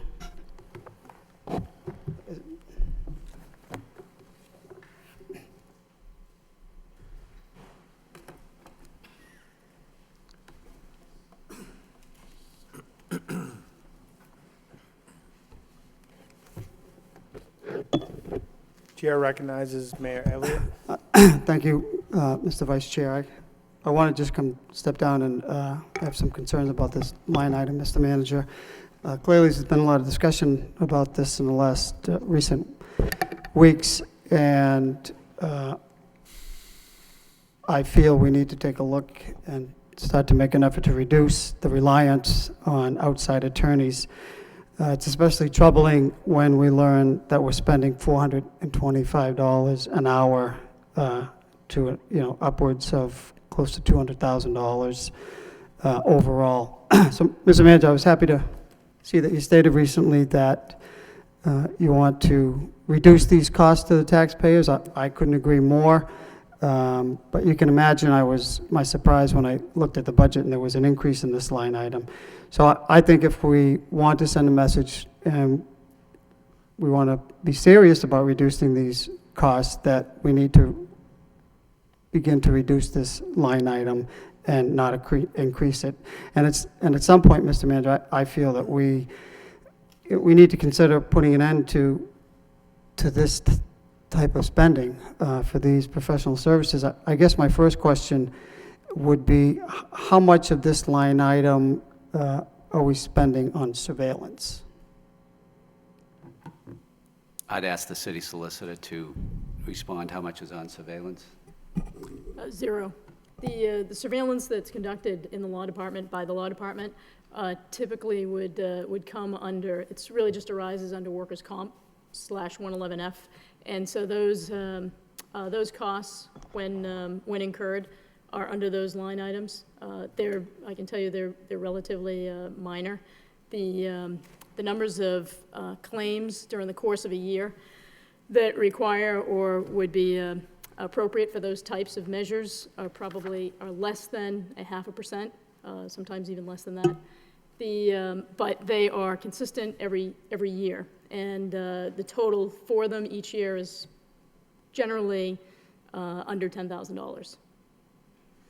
So all the surveillance that's conducted is out of a separate line item under workers' comp that we're going to bring up later? I'm not clear where we're paying for these costs if they're not out of professional services. Right, surveillance would be under the either workers' comp or 111F, depending on the nature of the surveillance. Okay. So under this particular budget, under performance measurements, you do cite the number of 111 cases reviewed. In FY13, there were 80 111F cases. That's projected this year to drop to 71 and then drop again in 2015. And then again, at the bottom, it says out of this line item that workers' comp cases are handled, that's slated to drop from 2013, 35 cases to 25. So I guess I'm even more confused if we're not using surveillance out of this account. Why are the performance measures being measured out of it? You're saying we're doing X amount of cases, both 111F and workers' comp, yet we're not spending any money on professional services out of it? Those are costs that are associated with those line items. With respect to professional services, more than half of it, just slightly more than half, around $105,000, is dedicated to nursing and city physician services. The remaining amounts are aimed towards different professional services that are strictly legal in nature. And so those could be expert witness fees, deposition, transcript costs, sometimes miscellaneous small outside counsel fees. For example, when there was going to be an outside counsel for the hearing officer services for the pending police issues, that was, again, it's relatively minor, but it would have come out of professional services. So it's really the nature of those types of things. Constable, and during the years, it really will fluctuate. Sometimes you have a year where you actually have a really high number of transcript costs, and some years you have a very high number for expert witness fees and things like that. Well, that is sort of my point, that costs in 13 was about 100,000, 99,885, and there were more cases settled, both 111F, or reviewed, excuse me, there's 80 111F and then 35 workers' comp case, then the costs double, yet the caseload is projected to go down. So there's going to be less cases reviewed, yet the budget is going to double. So I just think that we have to address this trend. So I like to make a motion that we reduce this line item by $25,000. Second.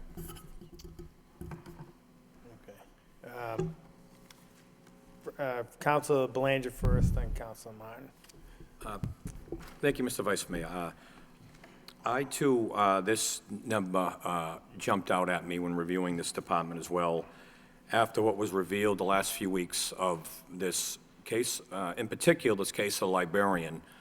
A woman now we're talking that earned $30,000 a year annually. We have accrued $200,000 in legal fees.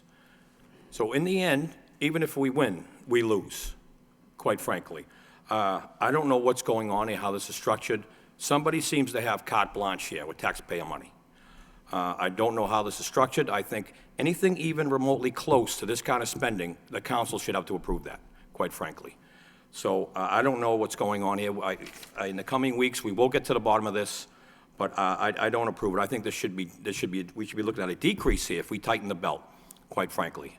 I mean, $200,000 a year, that's two full-time. I mean, do we look into hiring a full-time attorney that specializes in workers' comp? Is that, instead of outsourcing all the time, is that what we do?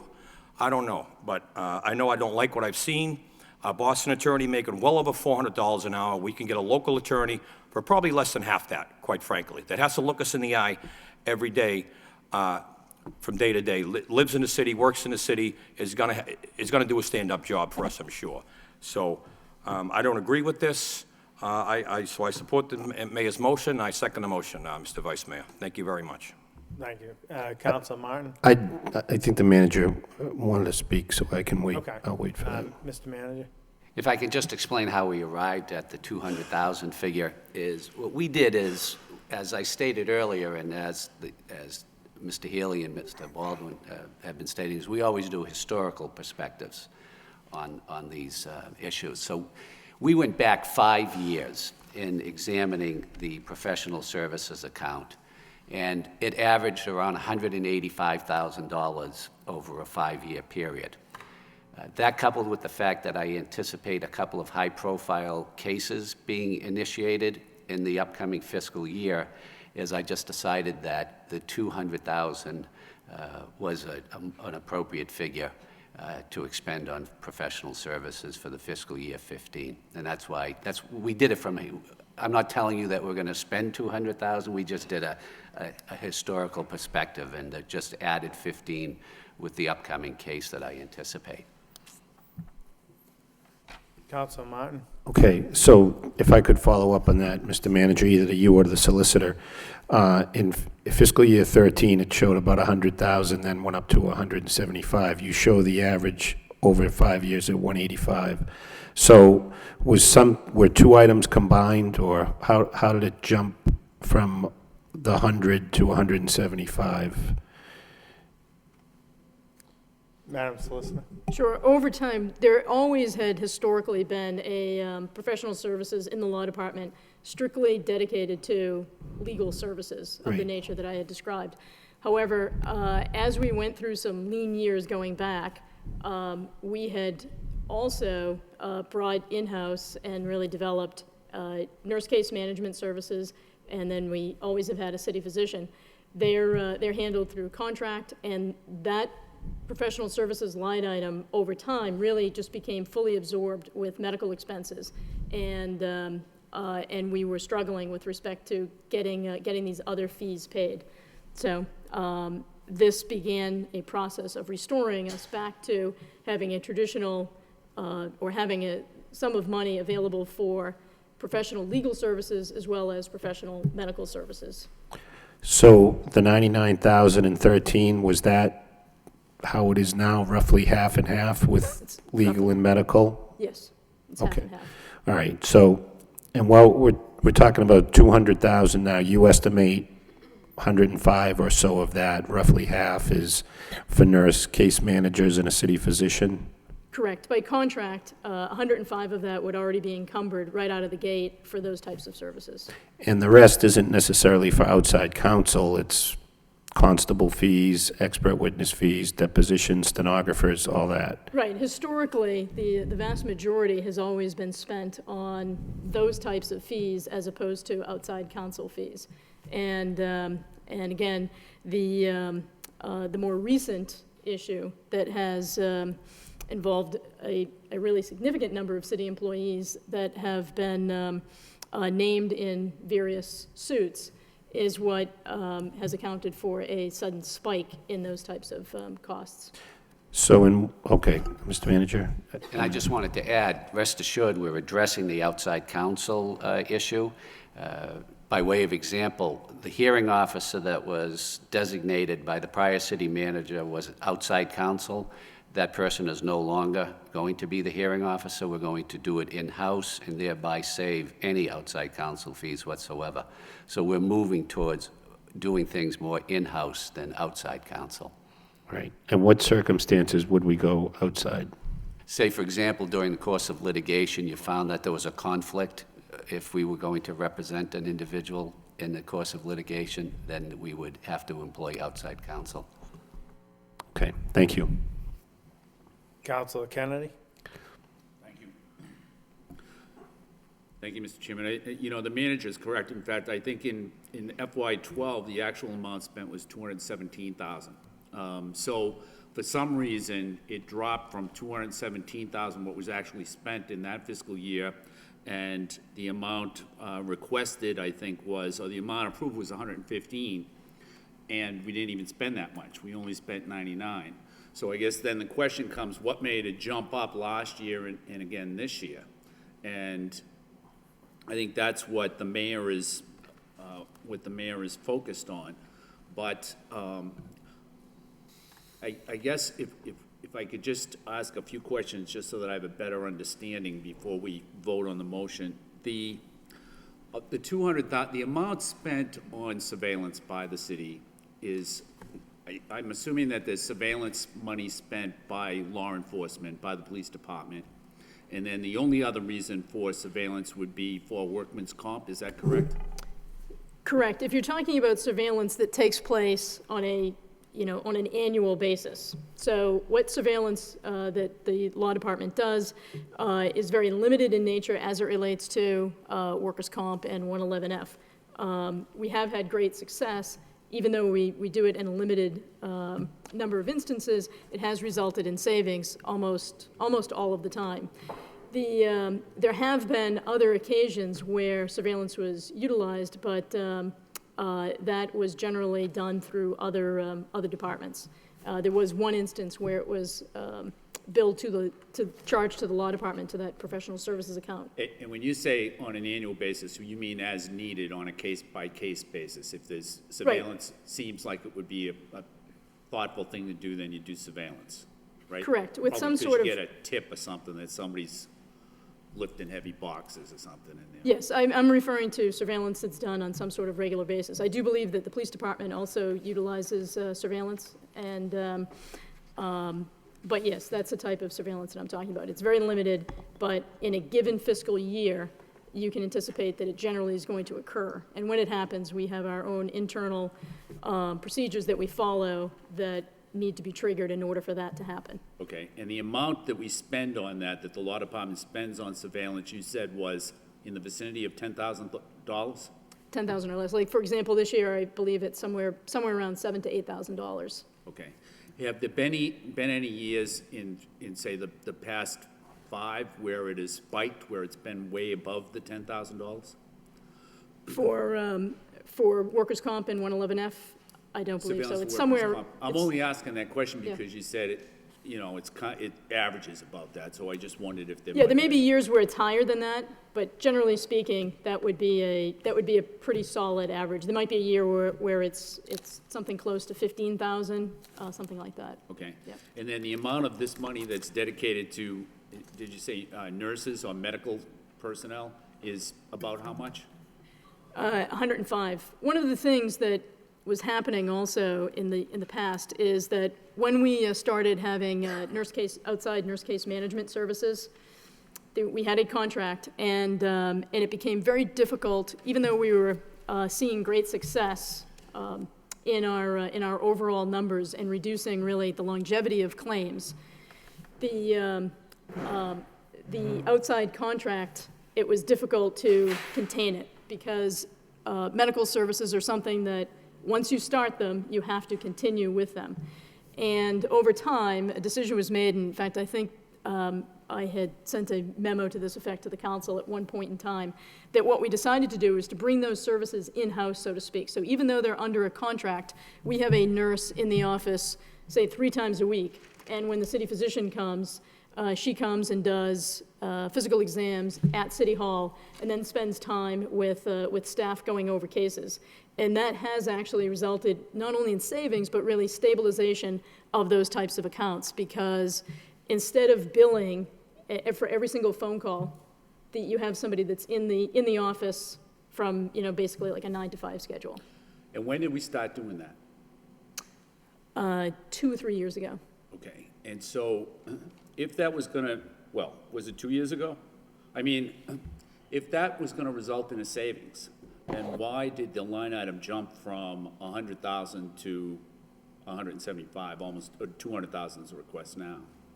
Well, more recently, the increase has resulted from the necessity of having outside counsel because of potential conflicts with MCID cases, where specific people are named. And that always has been the policy of the city, that when you have cases of that nature, that you will go out and obtain outside counsel. And I believe that's really a best practice in most other communities, and it's what we've always done. Okay. But what was unusual here again were the volume of cases and the volume of people that were attached to these. Okay. I know that in the past couple of years, we've had a couple of meetings in executive session to discuss pending litigation.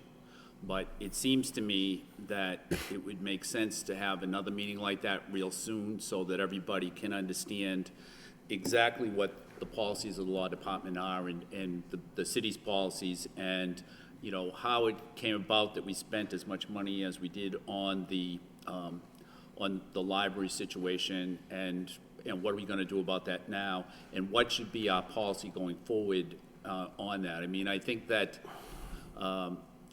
you know, my understanding, and I just get this from people in the law community, that in general, the City of Lowell Law Department has a general policy of just of not settling with anybody anytime. And I think, you know, and I don't think that's necessarily a bad policy. I think that there might be times when it's not prudent. But anyways, I think it would be a good idea if we had that meeting sooner than later, so that everybody can just be rest assured that moving forward, everybody understands what the policy is and why it is that way. The policy that I've been developing is to make sure that we limit outside counsel in the future. And that started already by doing the hearings officer in-house, but I also plan to update the council on a regular basis relative to pending litigation and the status of any settlements or litigation that we're in, so that you have an idea of what's coming. Councilor Samaras, then Mayor Elliott. To the manager through the vice mayor. On professional services, so the city solicitor stated that beside the outside lawyers, you use nurses' professional services included. They certainly are professionals, but for clarity, is it possible to separate that? In other words, sometimes when you look at the law department, you see professional services, your immediate answer or look is that lawyer's another lawyer, as opposed to a nurse. So I think this would give great clarity to that budget. That's it. So in the future, let's say the next budget, we would separate the line item to medical services and then outside counsel and expenses. It's direct. Yep. It's a good point. But when you've talked about the excessive legal costs, and that is a concern, but you're comfortable at this particular point with this budget, that this budget's necessary for you to be able to handle the upcoming cases that you foresee in the future? I've always had a concern about a couple of high-profile cases that I anticipate being commenced shortly. So that's why I included the additional 25,000. We cut most of the other requests from departments, but I just felt that in there as a legitimate amount relative to I think that was obvious, so that's a good question. Thank you. Good answer. Mayor Elliott. Thank you, Mr. Vice Chair. Look, I just feel this is an area, and you said it, Mr. Manager, I think we have to reduce the reliance on outside counsel. We fund this law department to the tune of $975,056 as a full complement of attorneys. So I just feel this is an area, and that's why I made the motion to reduce it. I understand the nurse and the physician to address cases of 111F that we had a major problem many, many years ago, as well as workers' comp cases. I understand that portion of it.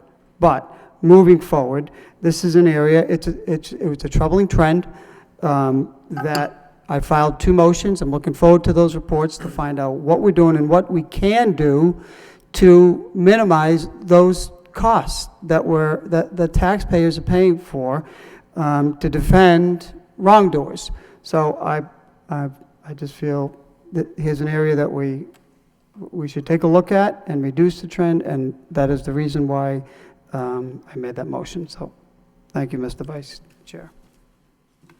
Any further discussion? Councilor Kennedy? I'm sorry, Mr. Chairman, I just have one more question. So I guess I don't, Mr. Chairman, through you to the city solicitor, I guess I don't see where the savings comes from having that. It doesn't seem to be reflected in the budget. Wait, what savings are you referring to? The saving, what you said was, I think in your remarks, was that what we're doing is we hire on a consulting basis medical personnel, and that is supposed to be, that saves the city money. Yeah, what I was referring to is when we started having nurse case management services, the cost of that contract service was at times hard to contain. So even though we were having savings at the other end, workers' comp and 111F, some of those savings were heading right back out the door to provide for payments to the nurse case manager services. And I think the difference really was simply that every single thing that they were doing, they were billing us for. The phone calls, emails, visits. And what we moved towards was having even though it's under a contract, a nurse stationed in the law department 3 days a week, and that has provided stability and containment to those types of costs. Okay. Councilor Rourke? Thank you, Mr. Vice Chair. Through you to the solicitor. Does any of this money go towards retainer fees? Yeah. And what did the city spend last year on this line item? The actual, I think, was around 174, although I'm not sure what the actual was. I think it's around 174. Okay, so, Mr. Manager, so you expect this number to go down next year? Yes. Thank you. Any further discussion? Councilor Martin? Yes, Mr. Manager, there have been some talk about motions, and you're working on some reports in response to those motions, so I think part of what I have to say is a little off topic of the budget, but points were brought up. Number one, I don't think it's the city's policy to never settle. I think there are, police officers and others who would tell you just the opposite, that sometimes the city is too eager to settle. So I think that's an important discussion for us to have. And I think, to characterize this as a line item that goes to defend wrongdoers is just wrong. Sometimes people are falsely accused, and in some of the cases that have been reported in the media, I'm virtually certain that some of those people have been wrongly accused. So, I welcome the reports, and I think this is a good, healthy discussion for the council to have, but I don't think the request for funding here is at all unreasonable. Thank you. Any further discussion? Roll call? Roll call on the motion. Counsel Milonazo. No. Counsel Rourke. Yes. Counsel Samaras. No? Counsel Belanger. Yes. Mayor Elliott. Yes. Counsel Kennedy. No. Counsel Leahy. No. Counsel Martin. No. Counsel Mercia. No. Motion fails, 3 yeas.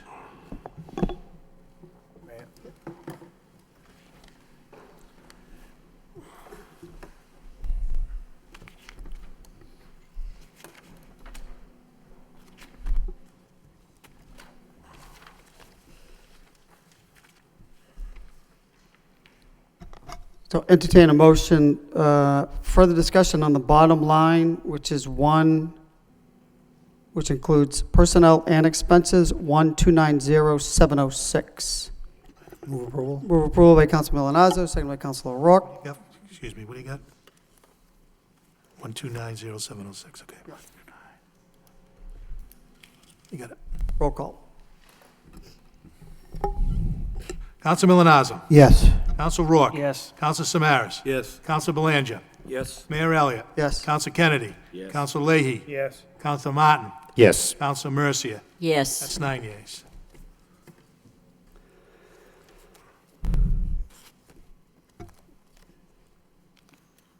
Next item is the election office.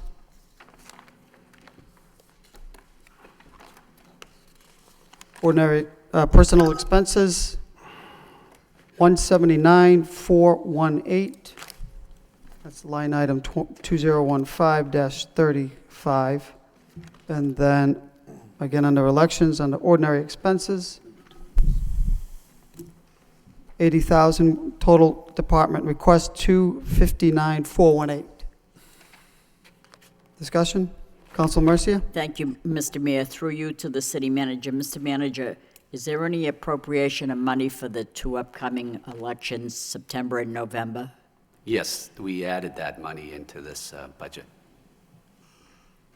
And where is it here? Where's the line item for it? It doesn't have its own line item. It's included in the salary and Salary and wages temp and the poll workers. Oh, all right. Thank you. Yeah. Further question? Council Belanger? Yes, thank you, Mr. Mayor. Through you to the manager, the rental of halls, Mr. Manager, goes up, triples actually. We're not talking about tens of thousands, but what do you attribute that to? Because, number one, you can no longer have a polling booth at a facility that serves alcohol. So there are several polling spots that we have that serve alcohol, and so we have to find alternative spots for that. Such as VFWs and Don Elks Polsky. Club, say? Elks, So- VFW, PAV. PAV, oh yeah, okay. And what are the alternative locations now?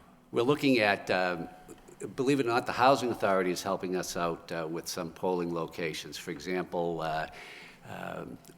we're looking at off Hildreth Street to the Housing Authority to open their senior housing instead of the Don Polsky, is it the Don Polsky or the PAV? PAV has so we're looking at that to open up there. And also there's another area that we're asking the Housing Authority, but we're working to try and to limit the rentals as much as we can. But we do have to move out of any place that serves alcohol. Did we pay those respective establishments, Elks Club, and we didn't pay them, did we? Yeah, we did pay a rental fee, but... We did pay a rental fee, okay. But they were much more reasonable than... Apparently, yes, all right. Yeah. Okay, thank you. Further discussion? Move to approve by Council Mercia, seconded by Council Samaras. Roll call. Council Milonazo. Get the bottom line. Bottom line is 259,418. 24. Council Milonazo. Yes.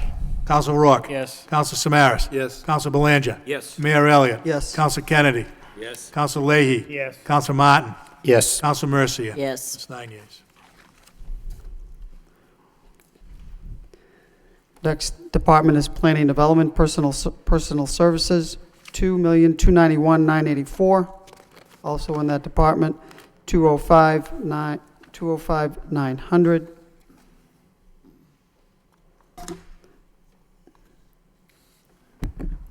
Total. Wanna give it Sorry, total bottom line, 2,497,884. 884. Discussion? Council Kennedy? Professional services? I'd ask the interim DPD director, Ms. Trad, could you answer the professional services? Those are used for paying NIMCOG to do regional traffic studies, regional growth studies, if we need architects for small jobs, engineers. Okay. And is that what we spend just about every year? I don't believe we spent all that this year, but we have in the past. All right. And then the amount of money, it jumps up by $200,000 for salary and wages, but that's because the grant is included in this budget? Yes. Is that the reason for that? Yeah, and it's just the union contract increases, all of that. Thanks. Yeah. Anyone else? All set?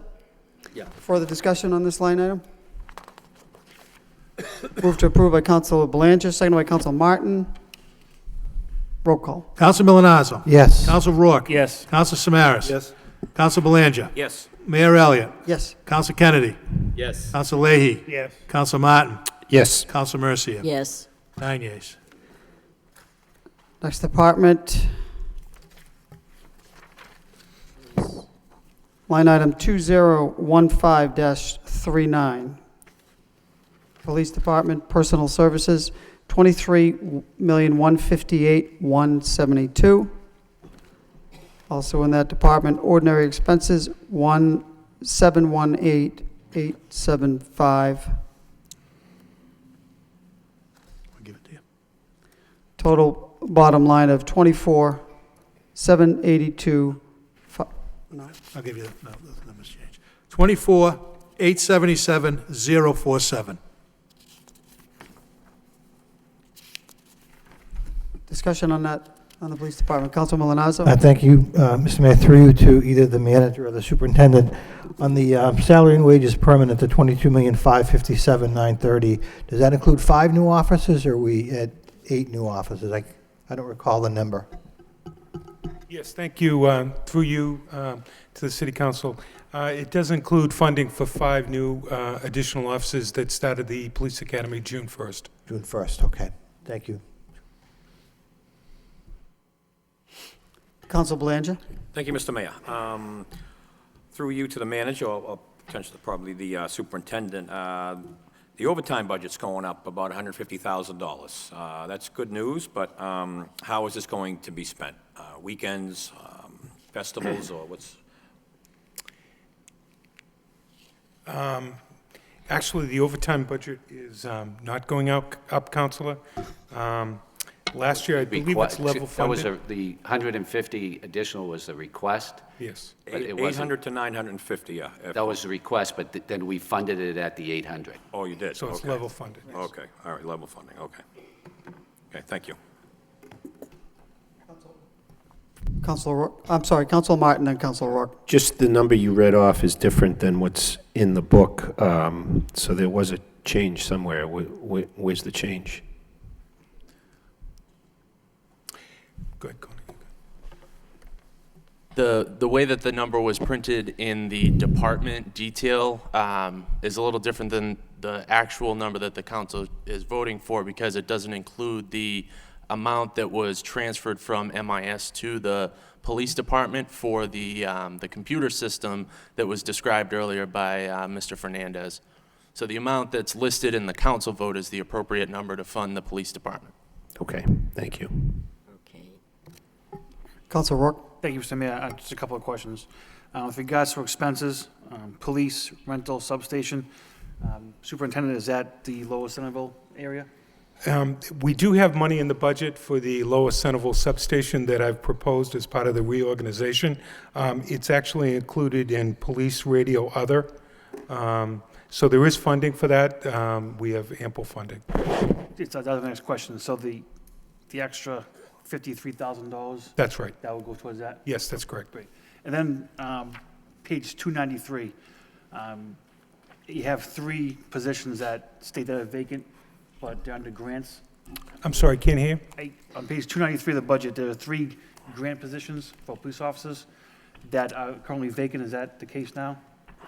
I believe we're going to be fully staffed, Counselor. We're going to be at 237 total sworn, and that includes the 5 positions that were voted on earlier. That's one of the problems with personnel listings. There has to be a date and time when you list the names, and at any given date, there's been positions filled subsequently. So I believe all of the patrol officer positions are filled. Thank you. Thank you.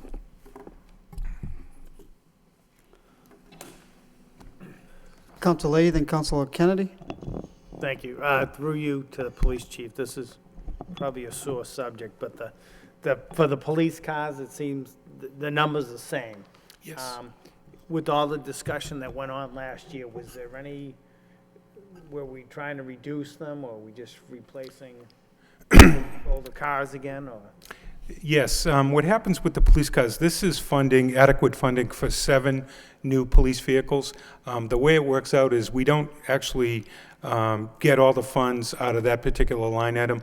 We augment that funding with some additional funds from either a STEP account, a traffic account, or from the Law Enforcement Trust Fund to fund like radio systems or potentially light bars, things like that.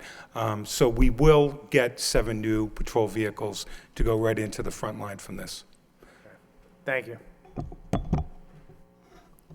Council Kennedy? Thank you, Mr. Mayor. Through you to the manager, or maybe to the chief. This budget has funding for 5 new positions. A few months ago, we sent the matrix study, which was done on the police department, management study on the police department that was done a few years ago, to the city council, the appropriate city council subcommittee, and I don't have the matrix study in front of me, but one of the recommendations I remember was that if personnel was realigned or the deployment was a little bit different, it would free up people. And I think at the time that the study was done, what they were recommending is that it would be, you'd be able to eliminate those positions. I think I wouldn't be in favor of eliminating those positions, but it seems to me that if it frees up enough to eliminate those positions, that money for those positions could then be dedicated to additional police officers without having any impact on the existing budget. Now, was any thought given to that, or is that something that the department's still looking at, or can you address that? Certainly. The matrix study was actually completed before the economic downturn in 2008, 2009. As a result of that economic downturn and the requirement within the city and the police department to reduce some of our costs, we actually did eliminate several civilian positions. So I would think that some of those savings in terms of potentially eliminating civilian positions I think you might be talking about were actually accomplished after the matrix study was produced as a result of budget configurations in 2008, 2009, and perhaps in 2010. I don't know if that answers your question, Councilor. Are you pretty sure about that? Well, that's one possibility. Are you considering civilian positions or sworn positions? I don't have it in front of me. I don't remember, but they were budgeted positions, regardless of whether they were civilian or not. I guess my point is, even if they were civilian positions, if you're able to eliminate those positions by reconfiguring the deployment of the personnel, then the money that would pay for those positions could then be used for additional police officers without impacting the budget. That's my point. I understand, and I think as we move forward here into the 2015 budget, one of the things we're looking at is a potential grant opportunities, especially from the state. The staffing grant again this year, hopefully we'll be a recipient of that. And one of the things we'd be looking at is taking, right now we have a sworn officer, actually 2 sworn officers in our management information system. I'd be looking to reduce that to 1, just keep 1 sworn officer in there, and then replace that second officer with a civilian that has expertise in that area. Okay, I would just ask you, I mean, you've got a copy of that matrix study. I do. Right? So maybe you could take a look at it. Certainly. And take a look at that recommendation and then respond to the city council at some Certainly. point. Okay, thank you. Councilor Belanger? Thank you, Mr. Mayor. Through you to the superintendent. In-state travel reimbursements and seminars is going from $1,500 to $15,000. Is that what I read here? Yes, that's correct. Okay. And the reason for that, Counselor, is we are going to use some of the funding that's in that to use those funds for Code Red expenditure, which is the reverse 911 that the city uses. That's actually just happened to be put in that particular line item, and that accounts for the increase. The way that this Code Red, the reverse 911 system that we use, it's essentially divided up between the police, the fire department, and other city services like the water and sewer department, and that's going to be where our contribution to that overall city funds goes. Okay, excellent. Money well spent. Thank you, Chief.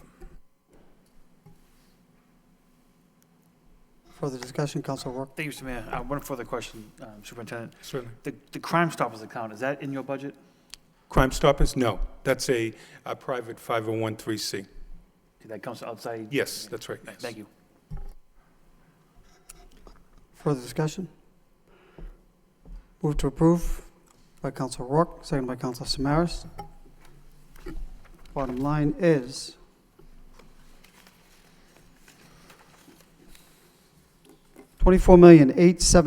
$24,877,047. Roll call. Counsel Milonazo. Yes. Counsel Rourke. Yes. Counsel Samaras. Yes. Counsel Belanger. Yes. Mayor Elliott. Yes. Counsel Kennedy. Yes. Counsel Leahy. Yes. Counsel Martin. Yes. Counsel Mercia. Yes. 9 yeas. Next department is the fire department. Under personnel expenses, the number is slightly different. Is actually a reduction from the 16,875,967 on page 146 to 16,752,941 under personnel expenses. Ordinary expenses stays the same, 764,300.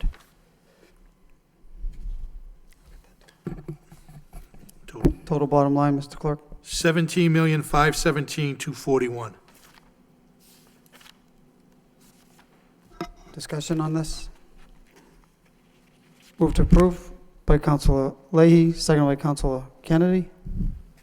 Roll call. Counsel Milonazo. Yes. Counsel Rourke. Yes. Counsel Samaras. Yes. Counsel Belanger. Yes. Mayor Elliott. Yes. Counsel Kennedy. Yes. Counsel Leahy. Yes. Counsel Martin. Yes. Counsel Mercia. Yes. 9 yeas. 9 yeas, motion passes. Next section.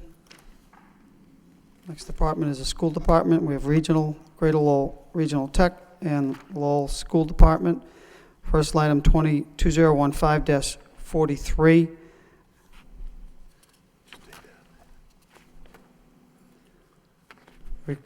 Recommendation is 152, 485, 616.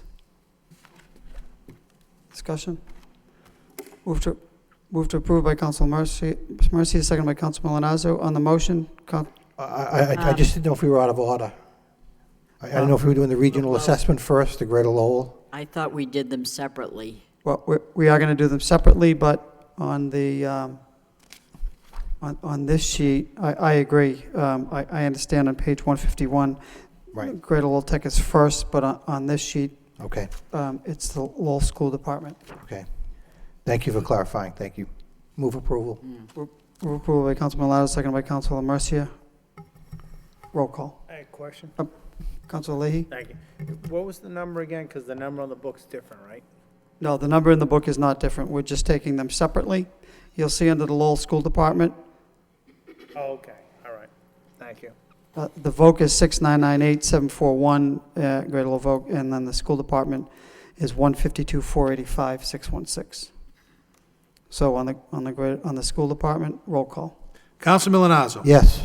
Counsel Rourke. Yes. Counsel Samaras. Yes. Counsel Belanger. Yes. Mayor Elliott. Yes. Counsel Kennedy. Yes. Counsel Leahy. Yes. Counsel Martin. Counsel Mercia. Yes. 8 yeas.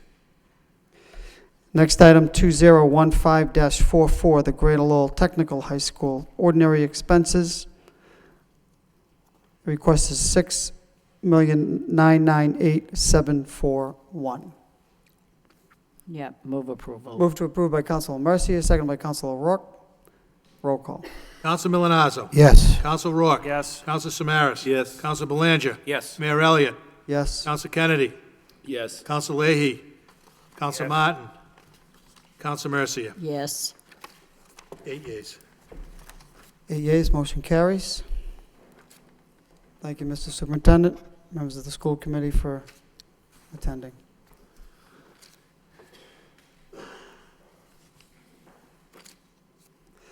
Next department is the Department of Public Works.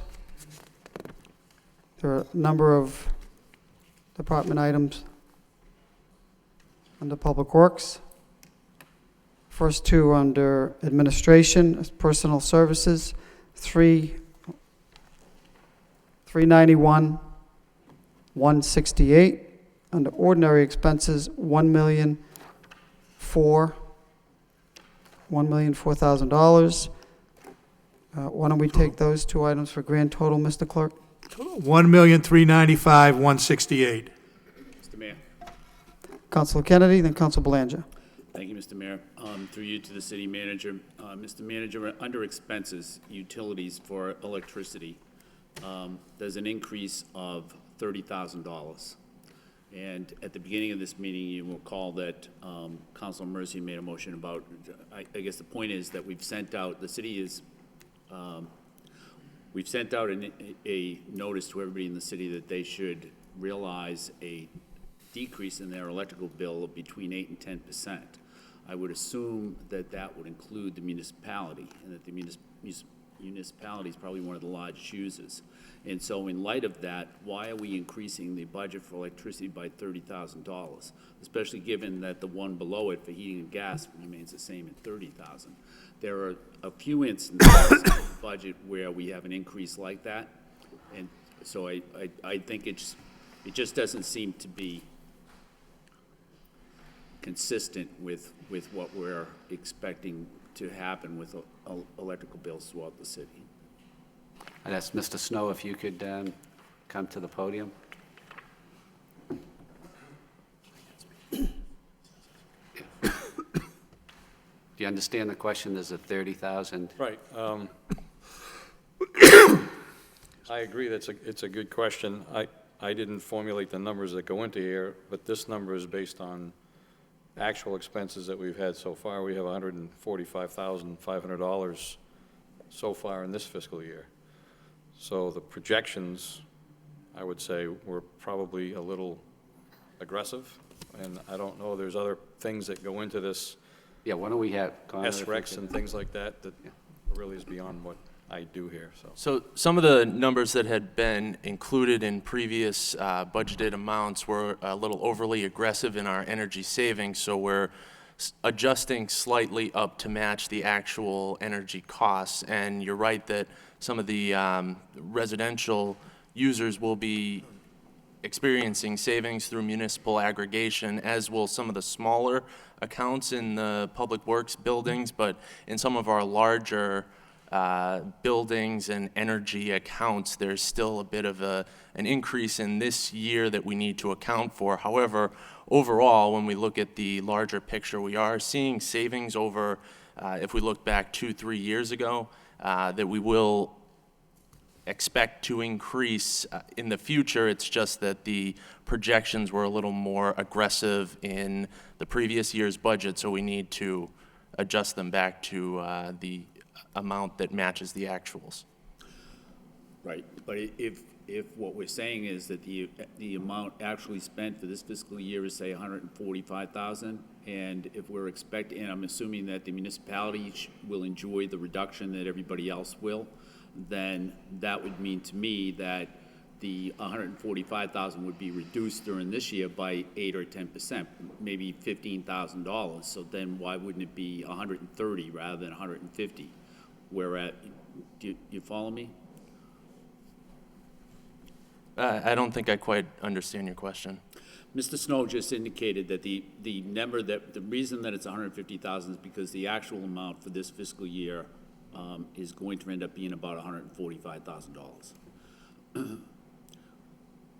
The municipality should realize a reduction in electrical costs of between 8 and 10%.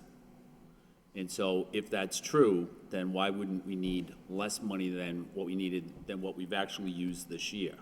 And, I mean, we have to be one of the largest users. This is just one section of the budget, but there are several instances throughout this budget, and I imagine the school department has like a lot, where there would be, a significant savings. I mean, this isn't a lot of money, and I'm not, I'm not going to dig in that much about it. It just doesn't seem to be consistent with what if we're telling everybody that electrical costs are going to go down, then why are we projecting that ours are going to go up? The number I gave you doesn't include June yet, so it's 11 months, not the whole 12 months. So okay, just to clarify. I mean, Councilor Martin. We don't get that. I'm sorry.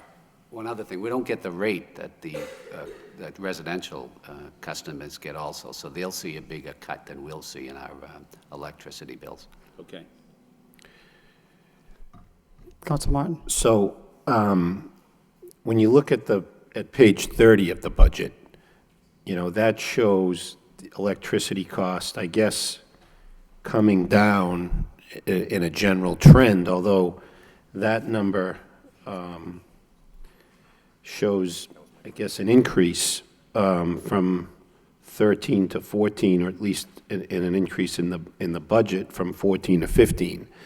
And the dollar numbers are significantly higher. You know, it goes from, I guess, a high of almost $4 million, and now we're down to a little over $3 million, and I'm assuming that there might have even been some rate increases in that time.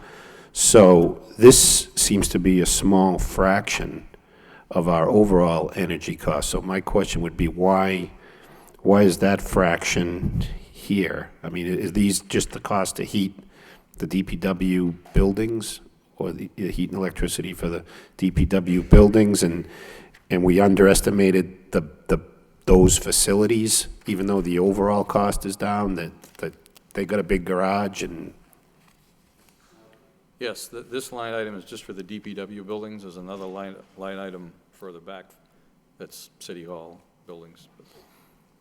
So, I guess to Councilor Kennedy's point, I mean, is it true, I guess the graph on page 30 is, if that's true, then you got to go through all the utility line items in the different departments, add them all up, and it's a lot better than it was in 2009, but it's in 14 and 15, it's slightly up. Is that fair characterization? Yeah, I think in all fairness, we have to look at energy costs. I think if you look at the next page, the heating costs, as those have gone down significantly, and we still estimate them to go down. So I agree with you. I think we're saving more in heating than we are in electricity. I guess the reason, if I can, Mr. Mayor. Council Kennedy? We didn't send out notices to everybody telling them that their heating costs were going to go down. We just sent out notices saying their electrical costs were going to go down. The heating cost, at least for the DPW budget, remains the same, but the electricity goes up. And the notices went out to the residential customers. Yeah.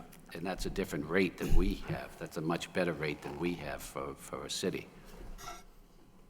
I thought that the city was going to enjoy a similar reduction. I think we were more aggressive in the past years with what our savings were going to be, and we're accommodating it for what the actuals are right now. Okay.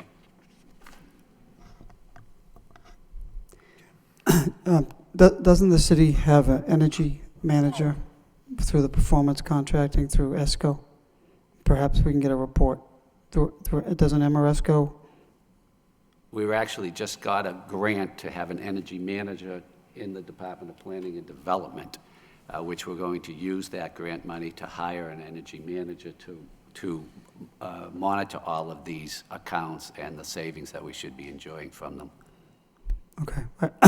I know that we did have subcommittee meetings a while back, and I know this person may have been a clerk or project manager, but they are also producing reports. But, Mr. Baldwin?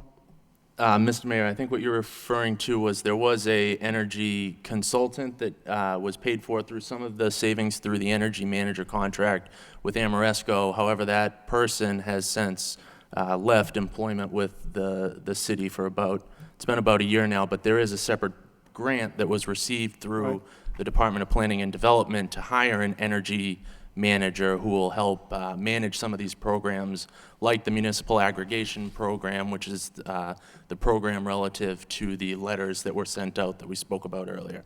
Okay, I do remember seeing that notification. Are we in the process of hiring that person? Yes, we are. Okay. Mr. Healy? And there's one other side of the coin on this, and that's the revenue stream. As you'll see in the water budget, there's the sale of the solar renewable energy credits that are coming in, and also there are built-in and still shaking out through the projects, rebates from National Grid that will come in as revenues that will be able eventually to be used as an offset to the increases, and that may have been calculated in the balance of all the events. The actual utilization of electricity and the price of the electricity is staying about stable, which is, in some cases, a human behavior issue too. And however, we will see as the year goes on a revenue stream that will also be able to be applied. The SRECs we've had experience, it shows in the water treatment plant. We're still experiencing what will happen at the landfills, and working our way through that. So at best, it's a work in progress. Okay, thank you. Council Leahy? That was my question. Who benefits from the solar panels at the landfill? That'll eventually come around to us, we'll have some I'm sorry? savings. The landfill, when we put all the solar panels up there. Right. That'll eventually give us some savings, right? Well, It's supposed to.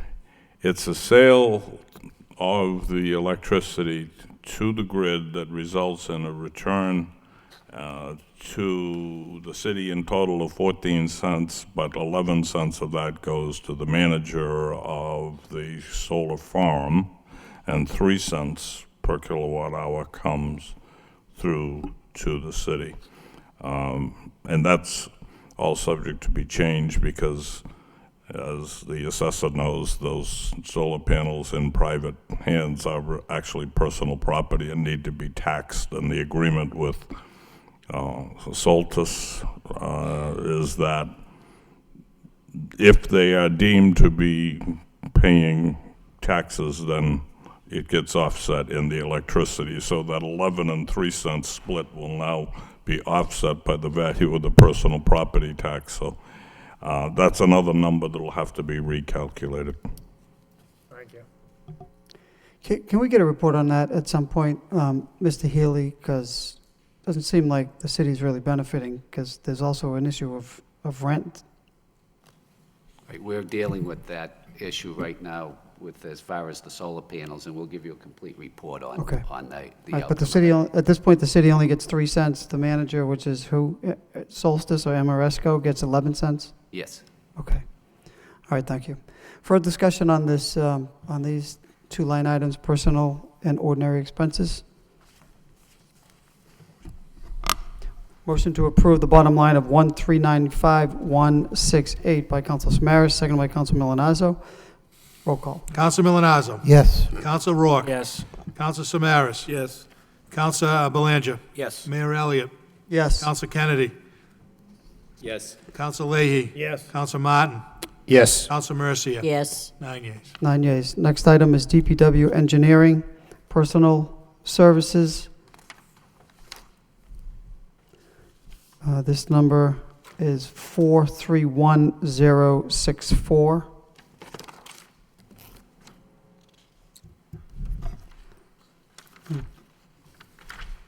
Along with ordinary expenses of 10,000. This bottom line is different than what is in the book. Yep, 441,064. Total bottom line, Mr. Clerk, can you repeat that one more time? 441,064. Discussion? Move to approve by Council Rourke, seconded by Council Milonazo. Roll call. Counsel Milonazo. Yes. Counsel Rourke. Yes. Counsel Samaras. Yes. Counsel Belanger. Yes. Mayor Elliott. Yes. Counsel Kennedy. Yes. Counsel Leahy. Yes. Counsel Martin. Yes. Counsel Mercia. Yes. That's 9 yeas. 9 yeas.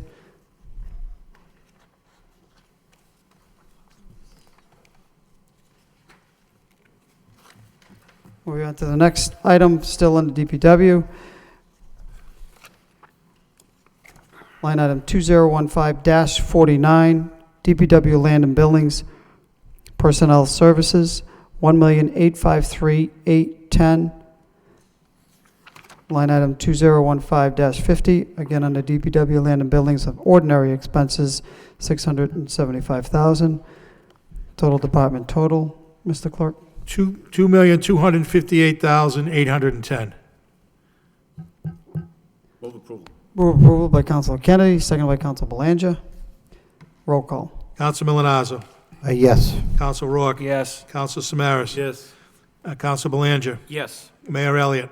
Yes. Counsel Kennedy. Yes. Counsel Leahy. Yes. Counsel Martin. Yes. Counsel Mercia. Yes. 9 yeas. Hey, Mr. Mayor, can we just confirm that number? I think you may have had two numbers transposed. Yeah, I think we'd be off by 300,000. Which we Two, had. two, 2528810. Correct. The clerk indicated 2258. Yeah, 258, he said. He's got 22 written. No, he's got 2528810. No, this is I have 2258110. No, it's 2528. Oh, you're right. Sorry about that. That's okay. $2,528,810. Thank you. Okay, next item under DPW, streets, salaries, permanent, temporary, personnel expenses.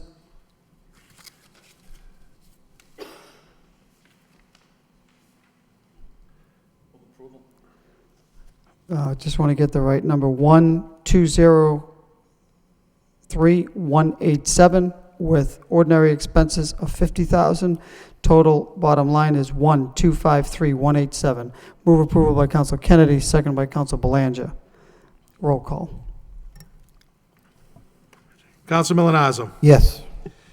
Counsel Rourke. Yes. Counsel Samaras. Yes. Counsel Belanger. Yes. Mayor Elliott. Yes. Counsel Kennedy. Yes. Counsel Leahy. Yes. Counsel Martin. Yes. Counsel Mercia. Yes. 9 yeas.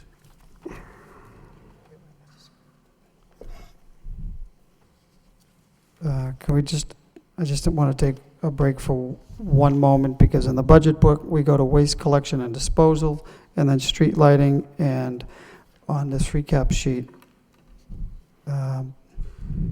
there's parks and cemetery. See what I mean? We got parks in this. So what do you want to do, go to waste and collection disposal? No, you know why? Let's keep it as it is, because those are just single line items. I think we should go with parks, cemetery, then you get single line items. All parks, personal services, yep. 157087. Then they're gonna go ordinary expenses. Okay.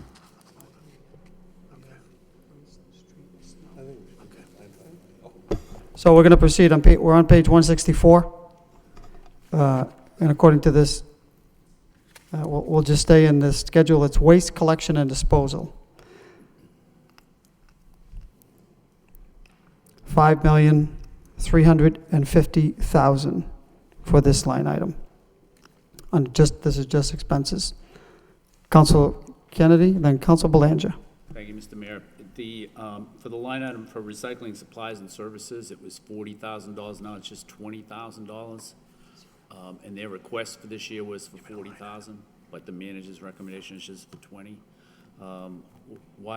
What is that for, and why are we reducing that? I mean, I probably wouldn't bother asking the question, except that to me, the more recycling we could do, the cheaper it's gonna be for us. So why would we reduce that? And what was that for? Mr. Snow?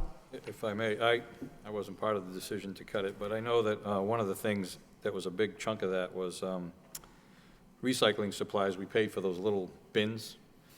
We're not using those anymore, and we used to replace them all the time. They would break, they would get stolen. So that's a big chunk of that money. I don't know how much of it, but it was fairly sizable, and we didn't think of that when we put our number in. And maybe that's what the manager was thinking when he. We thought of it, though, and we caught it, yeah. I think we're gonna be all right with this number, I really do, so. Okay, but what is it for?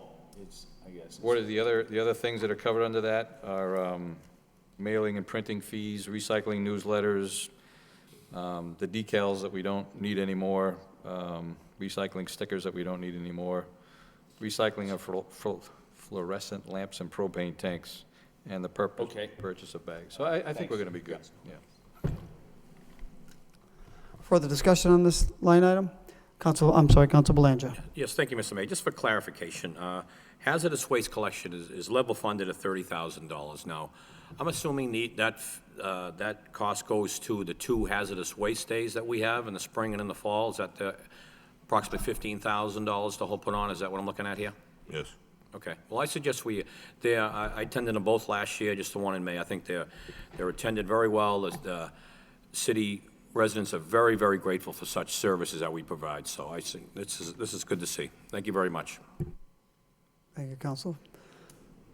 Move to approve by Councilor Leahy, second by Councilor Martin. Roll call. Counsel Milonazo. Yes. Counsel Rourke. Yes. Counsel Samaras. Yes. Counsel Belanger. Yes. Mayor Elliott. Yes. Counsel Kennedy. Yes. Counsel Leahy. Yes. Counsel Martin. Yes. Counsel Mercia. Yes. 9 yeas. Next item is street lighting expenses, ordinary expenses, $513,000. Move to approve by Councilor Rourke, second by Councilor Mercia. Roll call. Counsel Milonazo. Yes. Counsel Rourke. Yes. Counsel Samaras. Yes. Counsel Belanger. Yes. Mayor Elliott. Yes. Counsel Kennedy. Yes. Counsel Leahy. Yes. Counsel Martin. Yes. Counsel Mercia. Yes. 9 yeas. Next item, still under DPW, snow and ice, personnel overtime, $200,000. Well, bottom line, $200,000, and then other ordinary expenses, 150. Total bottom line, $1,350,000. Move approval. Move approval by Councilor Kennedy, second by Councilor Belanger. Councilor Martin. Thank you, Mr. Mayor. Just one observation and one question. One is the salt and sand charges are down, almost over 200,000 from just a couple of years ago, and I think that's due to the new equipment, salters and sanders, and I mean, one of those years it really didn't snow that much, although we did have significant ice storms early in the year. Last year was pretty severe winter and still had the same amount, so it's good to see that. My question is, we have to fund a certain level every year, and my question is, are we at the minimum level, or are we, one should do the override? Yes, you have to Mr. Healy? appropriate the same amount as you Right. did in the prior fiscal year in order to be able to be in a position to overspend. Exactly, so, yes, during the year. that's my question. So this is that amount? This is the number, yes. Okay. This is the bare minimum. We're due for another warm winter. Fair enough. Thank you. Let's start with the summer first. Further discussion, I'll say Councilor Leahy. Thank you. Through you to the manager or DPW. This includes the prices we pay for contractors, private contractors during the winter. Does that, do we ever get a report, I guess, on, I mean, we're both new here, so do we ever get a report on the rates that the contractors are allowed to, I guess they're not allowed to charge. We set the rate, but maybe we could get a report on what the rates are for certain size trucks and a piece of equipment. There's a standard set of contracts that are worked on by the purchasing agent and Commissioner of Public Works that we sign the contractors up for on an annual basis, but we can clearly get that for you. In fact, we wound up providing to FEMA copies of the canceled checks to all of the contractors. So it was a labor-intensive effort to finally file for the final reimbursement. We have that information. We get it to the Are council. those fairly stable across the state, that certain size trucks basically are allowed to? I think the rates vary by the piece of equipment, whether it's a front-end loader or an 18-wheeler or a pickup truck, but we'll certainly get that for you. I think it's the vehicle and the operator are included in the hourly rate. Okay, thank you. Further discussion? Move to approve by Councilor Mercia, second by Councilor Milonazo. Roll call. Counsel Milonazo. Yes. Counsel Rourke. Yes. Counsel Samaras. Yes. Counsel Belanger. Yes. Mayor Elliott. Yes. Counsel Kennedy. Yes. Counsel Leahy? Yes. Counsel Martin? Yes. Counsel Mercia? Yes. 9 yeas. 9 yeas. Moving on to line item 2015-53, Parks, the Parks Department, Personnel Services, $1,570,087. Also under Parks, Ordinary Expenses, $633,500. Total bottom line is $2,203,587. Mr. Mayor. Councilor Kennedy? Just quickly, through you to the city manager. Mr. Manager, there's several items here that were recommended by the department, but not by you, or requested by the department, I guess, but not recommended by you. And I think many of us received an email earlier today from the president of the Pawtucketville Baseball Association regarding the maintenance of the fields. And some of that money is here that was cut out. So I would just ask that you look for, maybe some other place in the budget where we can do some of that stuff. I think that, there was an article in the paper today, I believe it was today, about the new track out at the stadium. And I think that the track that is being replaced is not all that old. And we're spending a lot of money for that new track. And maybe if the city in prior years had spent more money on maintenance of the old track, we wouldn't have to buy a new track. It certainly should have lasted longer than I think what it did. So I think the same could be said maybe for these ball fields, that maybe spending a little money on the maintenance of them in the short term maybe is a lot better than having to spend a lot of money later on. Mr. Manager? Parks is actually one of the few departments that got an increase. As you can see, they did get an increase because they do deserve it. And maybe we can look to that part of that increase to taking care of the fertilizer. I got the same email, and I saw Mr. Booton tonight, so Yeah. I'm well aware of the issue, and we'll be looking at that to make sure that the ball fields are in good shape. Council Belanger? Through you, Mr. Mayor, I just want to, for clarification purposes, to Councilor Kennedy, that I agree with him as far as maintenance, but that new track was a grant that was sought out by the delegation, so I believe that's all state, most of that state money, Mr. Manager? The new one is a combination of state and I believe CBDG, City Council. City Council approval. Tom, how much is, of that new track that's going in, how much is state earmark and how much is city funds? The total amount of the track is projected at $525,000, out of which the council last year, I believe, appropriated out of the capital plan $377. The state delegation was able to obtain $200,000, and the school department, through the efforts of others, are coming up with the rest of it. Okay. Thank you. Council Rourke? Thank you, Mr. Mayor. To jump on Councilor Kennedy's point, looking at the numbers, it's probably about 55, 60 grand. I mean, you think about the number of kids in the city that utilize those parks, 4, 5, 6 days a week. If that money can be found, if the city's doing better than expected, I think it'd be a good place to use it. So, thank you.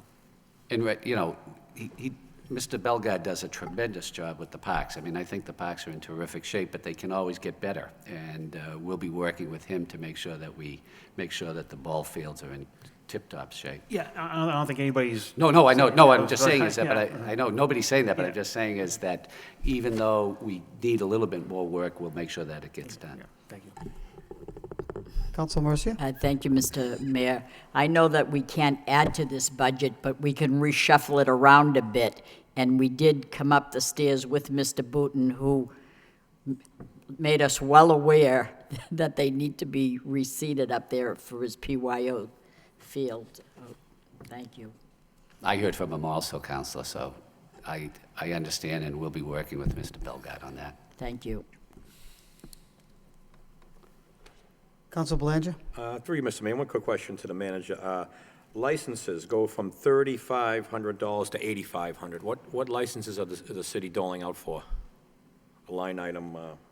Mr. Belgard, could you answer that? Actually, through the chair, per the contract and state guidelines, the CDL licenses went from, for argument's sake, a $30 a year to maybe $200 a year. So this is just to cover the cost per the union contracts. Oh, for the city employees that drive the CD, okay, I got you. Qualified drivers, yes. Thank you, Mr. Belgard, appreciate it.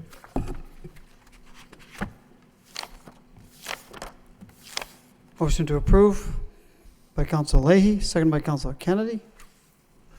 Bottom line, 2020587. Roll call. Counsel Milonazo. Yes. Counsel Rourke. Yes. Counsel Samaras. Yes. Counsel Belanger. Yes. Mayor Elliott. Yes. Counsel Kennedy. Yes. Counsel Leahy. Yes. Counsel Martin. Yes. Counsel Mercia. Yes. That's 9 yeas. 9 yeas. Moving on to the Cemetery Department. Personnel expenses, services, excuse me. Cemetery, line 2015-55, $83,392. Ordinary expenses, $187,250. Total department request, $275,642. Council Kennedy? Thank you, Mr. Mayor. Through you to the city manager. Mr. Manager, can you explain what the salary and wages permanent seems to be all over the place? This year, I have not received many complaints about the cemetery or the cemeteries, but last year I got a lot of them. But looking at the amount of money spent and what's approved, I mean, FY13, 46,000, then it was actual, then we approved almost 100,000 in FY14, and then this request is 145,000, and the manager's recommendation is for 48. So can you just explain why it's like that? Unfortunately, we couldn't, there was a request for 2 new positions this year, and we couldn't fund either of those positions. That's why there's that great variance between the 144 and the 48. As far as the variance between the 97 and the 46, could you explain that, why fiscal year approved was the 97? It's because we're in the middle of a workman's comp case.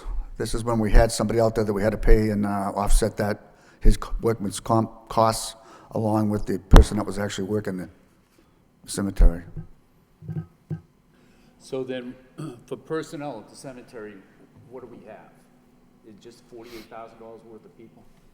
Yes, we have one person out there, yes, one person? Yes. In the whole for all 6 cemeteries, yes. Yep. Okay, all right, thanks. Thank you. But you also have to remember, we have a contract. Explain the contract we have, Mr. Belgard. We have a contract that comes in and has a maintenance agreement with us. They do the cutting and the trimming of the cemeteries. And then we have that one. And we had to fund that contract. That wasn't funded in the preliminary budget, and we had to fund that budget, that contract in this budget. So they do have somebody that comes in to do the mowing. Right. How often do they do that? They're on a schedule depending on the time of the year. Like they'll be there weekly in the larger cemeteries. As we get into summer, it'll be bi-monthly. Once a week? Once a week. During the summer? During the summer months when things slow down, maybe once every 2 weeks. But we have a schedule. It's like 28 cuttings a year from April 1st to November 1st. Okay. When things slow down would be after Memorial Day? Actually, in this timeline, it'd be weekly. When it gets into the summer months where your lawn starts slowing down, we know that, because the contract's all based on service. So the numbers that we got were based on how many cuttings, how many trimmings. Some of the smaller cemeteries don't grow as fast as some of the bigger ones. There's a formula, there's a rationale behind this. Okay, thanks. Yeah, thank you. Council Belanger, then Council Leahy. Thank you, Mr. Mayor. One quick question to Mr. Belgard. How long is the contract good for, when the contract signed, Mr. Belgard? It's a 3-year contract that we just entered into in I think it was October. That started another 3-year cycle. And it goes out to RFP, goes out to bid? Yes, every year. Every 3 years, yes. Every 3 years. Thank you very much. Council Leahy. That was my question. Thank you. Discussion? Move to approve by Councilor Mercia, second by Councilor Samaras. Roll call. Counselor Milonazo. Yes. Counselor Rourke. Yes. Counselor Samaras. Yes. Counselor Belanger. Yes. Mayor Elliott. Yes. Counselor Kennedy. Yes. Counselor Leahy. Yes. Counselor Martin. Yes. Counselor Mercia. Yes. It's 9 yeas. 9 yeas. Motion carries. Next item is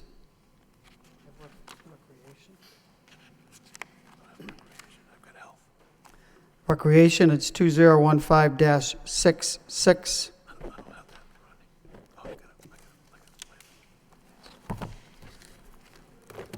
Personnel expenses, 630,810, along with ordinary expenses, 65,585. Total bottom line, 696,395. Discussion on this? Move Move to approval. approve by Councilor Mercia, second by Councilor Milonazo. I'm sorry. Roll call. Counselor Milonazo. Yes. Counselor Rourke. Yes. Counselor Samaras. Yes. Counselor Belanger. Yes. Mayor Elliott. Present. Counselor Kennedy. Yes. Counselor Leahy. Yes. Counselor Martin. Counselor Mercia. Yes. 7 yeas. 7 yeas. Mr. Mayor, Yep, Councilor Mercia? before we get into the next department, can we look at the next page, 167, and it gives a performance measurement, and it says, number of streets accepted in fiscal year 13, there were 6. It says current estimate for fiscal year 2014, it says 0. Right along, we've been accepting streets, not all the time, but we've accepted streets in fiscal year 14. Why is it saying 0? We've, I think, at least accepted 3. Through you, Mr. Mayor, I believe that's a similar response as to the personnel vacancies, the performance measures at a point in time. I know there was a council agenda item last week, I believe, of the acceptance of 2 streets. So, Right. the performance measures are as of a certain date. I'm not sure what date that is, but that's the reason for the variance. We can correct it in a corner if I have that wrong. Mr. Ball? You're Mr. Lowell stat, not I. I'm sorry. Thank you, Mr. Mayor. In response to your question, Councilor, this year, due to the accelerated timeline of the budget, we request these performance measures at the same time that we requested the preliminary budget numbers from the departments, so that a lot of the information that may have been included in the current year estimates would have been when the department submitted their initial budgets back in January, February. So there obviously has been some time that has elapsed when streets may have been accepted. So in a normal year, when the budget is prepared, these numbers come in much later in the year and represent a much fuller picture of the year. Well, it says estimate for 2015. I hope that figure 4 turns into 5, because I got a motion for an accepted street for Tuesday, or else I know we can't add to this budget, so if maybe one of those 4 would be that street that I'm going to talk about Tuesday. Thank you. I didn't really say that, did I? That's all right. We didn't hear it. Okay, all set on that item. Moving on to the next department is the Health Department. Line item 2015-60. Personnel Services.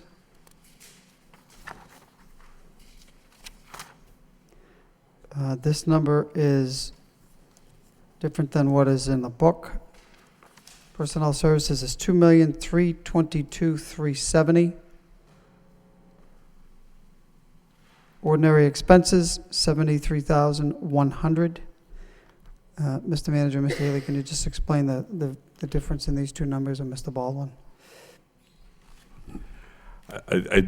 Clearly, what is the operable and correct number, and that has been proofed and balanced out, is the numbers on page 243 through 245. Okay. I think in preparing the budget, as Mr. Baldwin just said, some of the departmental detail, it does not match the appropriation vote that the city clerk has as the official document that is adopted in the budget.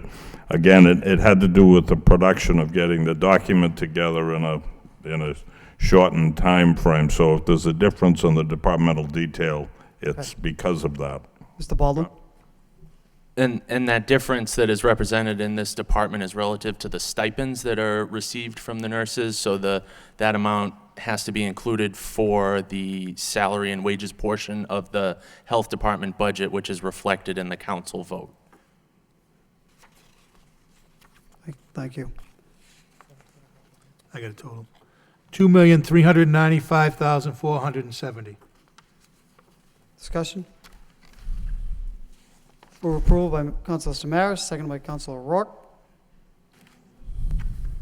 Roll call. Counsel Milonazo. Yes. Counsel Rourke. Yes. Counsel Samaras. Yes. Counsel Belanger. Yes. Mayor Elliott. Yes. Counsel Kennedy. Yes. Counsel Leahy. Yes. Counsel Martin. Yes. Counsel Mercia. Yes. 9 yeas. Next department is the Council on Aging. Line item 2015-62 and 63, Personnel Services. 219271. Ordinary expenses, 86,500. Total bottom line for the department, 305,771. Move approval. Move to approve by Councilor Kennedy, second by Councilor Leahy. Roll call. Counsel Milonazo. Yes. Counsel Rourke. Yes. Counsel Samaras. Yes. Counsel Belanger. Yes. Mayor Elliott. Yes. Counsel Kennedy. Yes. Counsel Leahy. Yes. Counsel Martin. Yes. Counsel Mercia. Yes. 9 yeas. 9 yeas.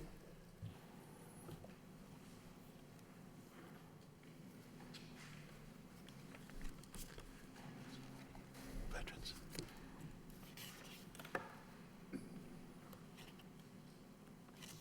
I don't know what that is. Wait a minute. Next department is the Veterans Department.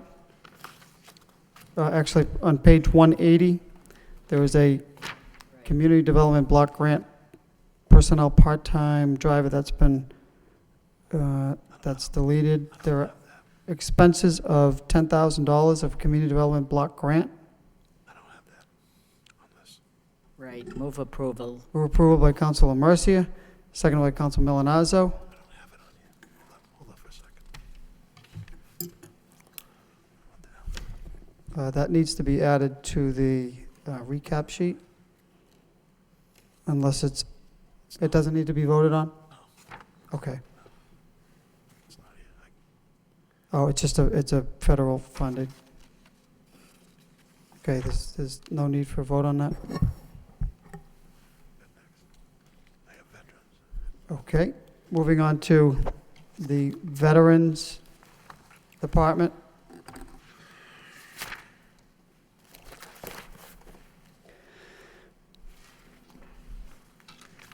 Line item 2015-64, line item 2015-65, personnel expenses, 136,901, personnel services. Ordinary expenses, 1,139,000. Total department request, 1,275,901. Move approval. Move to approve by Councilor Kennedy, seconded by Councilor Belanger. Discussion? Roll call. Counsel Milonazo. Yes. Counsel Rourke. Yes. Counsel Samaras. Yes. Counsel Belanger. Yes. Mayor Elliott. Yes. Counsel Kennedy. Yes. Counsel Leahy. Counsel Martin. Yes. Counsel Mercia. Yes. 9 yeas. Next department is the library, line item 2015-68 and 69. Personnel services of $905,875. Ordinary expenses, $341,595.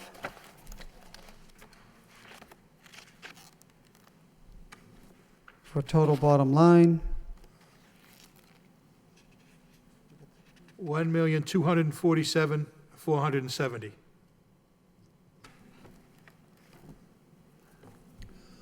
Discussion, move to approve by Councilor Kennedy, seconded by Councilor Mercia.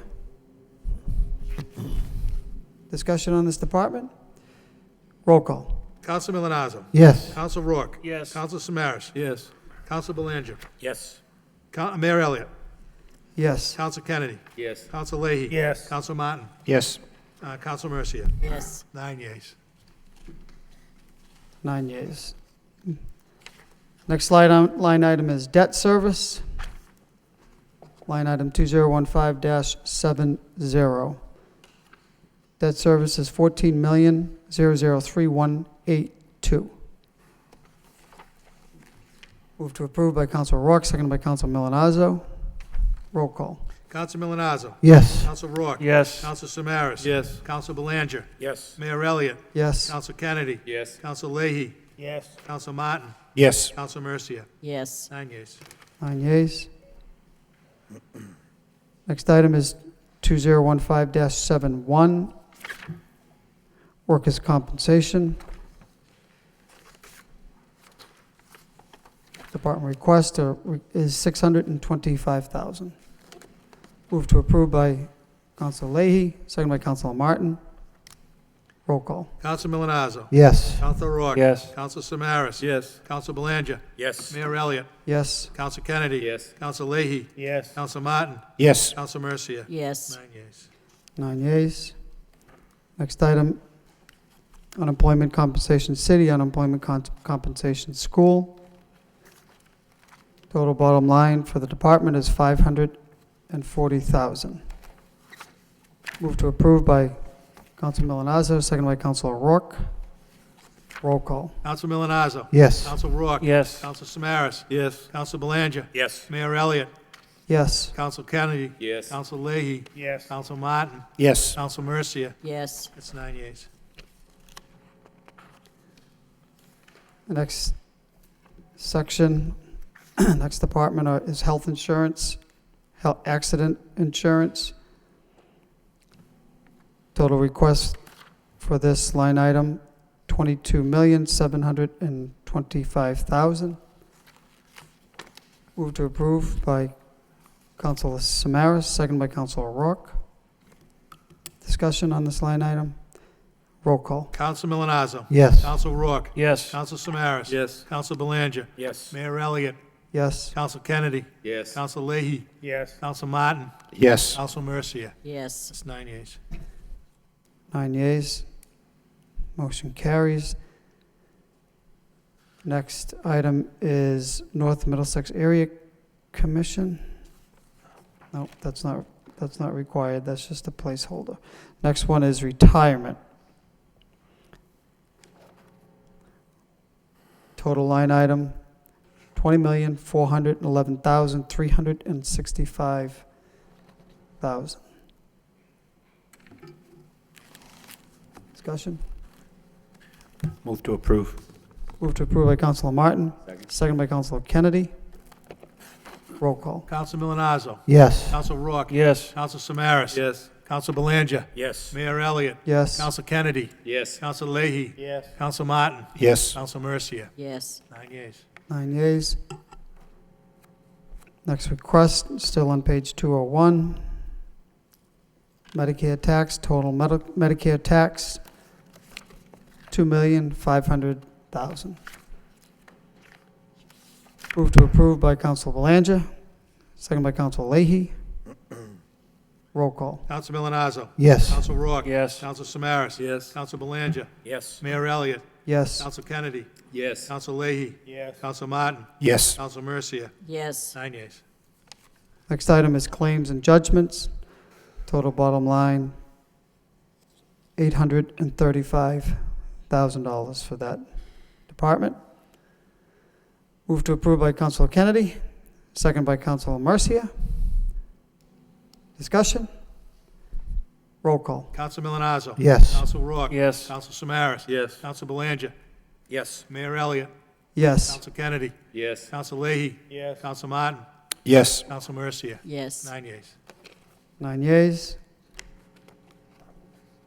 Next line item, other insurance, police insurance, fire insurance, premiums, COA, DPW. Total line item request, $287,752. Move to approve. Move to approve by Council Rourke, seconded by Council Samaras.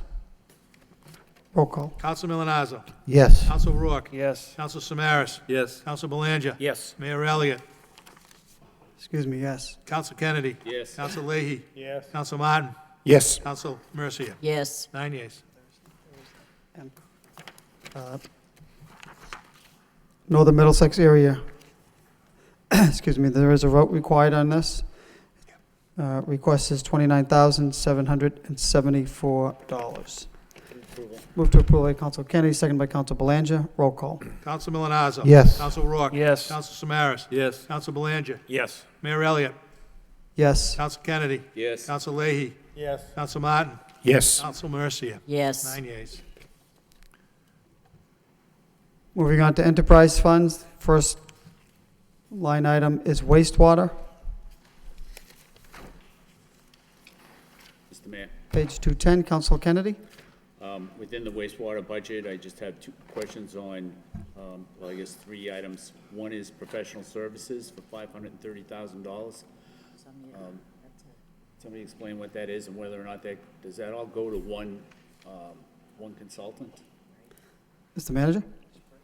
I'd ask Mr. Young to address that, the Mr. Young? professional services. We use that for maintenance contracts for equipment. We use that for laboratory testing that we don't do in-house. We use that for metering for the CSO stations and to measure flow in certain pipes, so we know what's coming to the plant. So that's what the majority of that is used for. So none of it is used for consultants? The only consultant we're using out of that is a consultant that's helping us with our local limits. These local limits are the amount of pollutants that industries in our service area can discharge into the source system. We have to modify those every certain amount of years. So we do have a consultant that's working with us to modify and to really up-to-date the local limits that we have. And who is that? Hoyle and Tanner. Okay. And there are no other consultants that we use except for them? We have other consultants, but not out of this professional services line item. Where are they in this budget? We have the bond money that we use for CDM. That's not out of the O&M budget. That's used for the bonds that we've had for the SRF funding for our CSO projects. Okay. That's it? Out of the major consultants, yes, that's it. Okay. And the vehicle capital plan, which was 0 last year, but it's $540,000, I guess, this year? Yes. What is that? What is the vehicle? We're buying a new VARCON truck. This is one of ours. It's very old, and we're spending a lot of money repairing it, so we're updating our VARCON truck like we do every 5 or 6 years. And we're also updating our TV inspection truck. The truck is also old. Technology is really advanced since we bought that truck. And what the new system that we want to buy, we want to integrate the inspection of the sewers with our GIS system so that we can actually tie this into the system so that we will be able to integrate it with our GIS system and be able to see this on the computers, not just have it just for the purpose of the people that are doing this work. So that $540,000, that's just for 2 trucks? And also a third pickup truck that we had a fire in one of our vehicles last winter during the snow plowing, one of the storms. So it's to replace that pickup also. Okay, but the other 2 trucks then probably cost Yes. Yes. over $500,000? Yes. Okay, and how long do they last, 5 or 6 years? The TV truck should last longer. The VARCON's typically 5 or 6 years, and that's when we turn them in. As they really start to break down, they really take a beating, especially when you're dealing with wastewater, you're dealing with soil, you're dealing with rocks, you're dealing with debris, a lot of abrasive material. We run them a lot. We clean catch basins with them. They really take a lot of abuse, and they wear down pretty quick. We get to the point where we start to spend a lot of money repairing them, and that's when we make the move to get new. Okay, all right, thanks. You're welcome. Further discussion?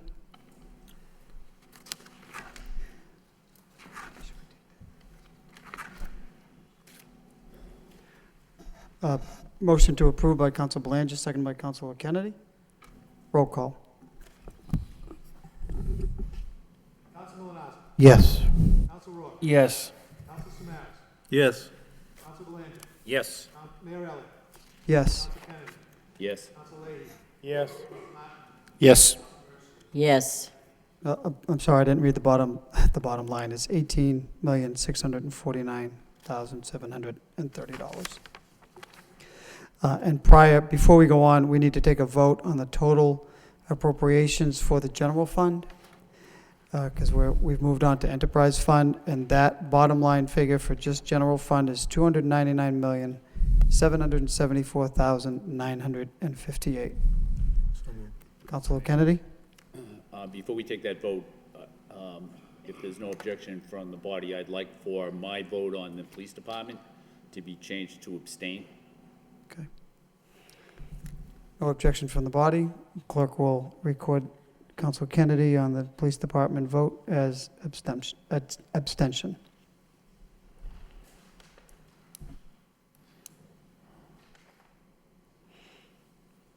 All set, Councilor. Further discussion? Move to approve in the bottom line of the general fund by Councilor Mercia, seconded by Councilor Milonazo. Roll call. Council Milonazo. Yes. Council Rourke. Yes. Council Samaras. Yes. Council Belanger. Yes. Mayor Elliott. Yes. Council Kennedy. Yes. Council Leahy. Yes. Council Martin. Yes. Yes. Mr. 9 Mayor? yeas. Mr. Mayor? Councilor Can I ask a Rourke? quick- Thank you. Can I ask a quick question on the cherry sheet assessment on page 205? I know we skipped over that. I see there's an item for mosquito control for 62,000. Does Lowell spray? A couple of years ago, I actually filed a motion, Councilor. We did join the mosquito control district after one Lowell resident actually had got the EEE virus, and it was detected in surrounding areas. So we are, to answer your question, yes, we're part of the mosquito control district in northern Middlesex. Okay, Mr. Manager, could you get a report on where and when we do spray in the city? Yes, I will. Thank you. Thank you, Mr. Mayor. You're welcome. Moving back to the enterprise fund, we have the parking enterprise fund. There's personnel services of $326,730. Ordinary expenses, $2,931,069. Debt service, $2,379,575. For a bottom line of the parking enterprise fund of $5,637,374. Motion to approve by Council Samaras, second by Council Belanger. Discussion on the parking enterprise fund. Roll call. Council Milonazo. Yes. Council Rourke. Yes. Council Samaras. Yes. Council Belanger. Yes. Mayor Elliott. Yes. Council Kennedy. Yes. Council Leahy. Yes. Council Martin. Yes. Council Mercia. Yes. That's 9 yeas. 9 yeas. Next item is the next fund, is a water enterprise fund. Their personal services of $2,237,177. Their ordinary expenses of $3,285,700. There are debt service of $3,067,538. Discussion? If there's no objection, I just have a question. Mr. Manager or Mr. CFO, there are two positions in the water department, one CMMS administrator and chief mechanic. These have been vacant since last year's budget. So what is the reasoning for having them in there if they weren't filled the entire year? I actually believe I made a motion to eliminate them last year, but one's 58,000, one is 57,000. I'm on page 309 of the budget where it shows both of those positions vacant.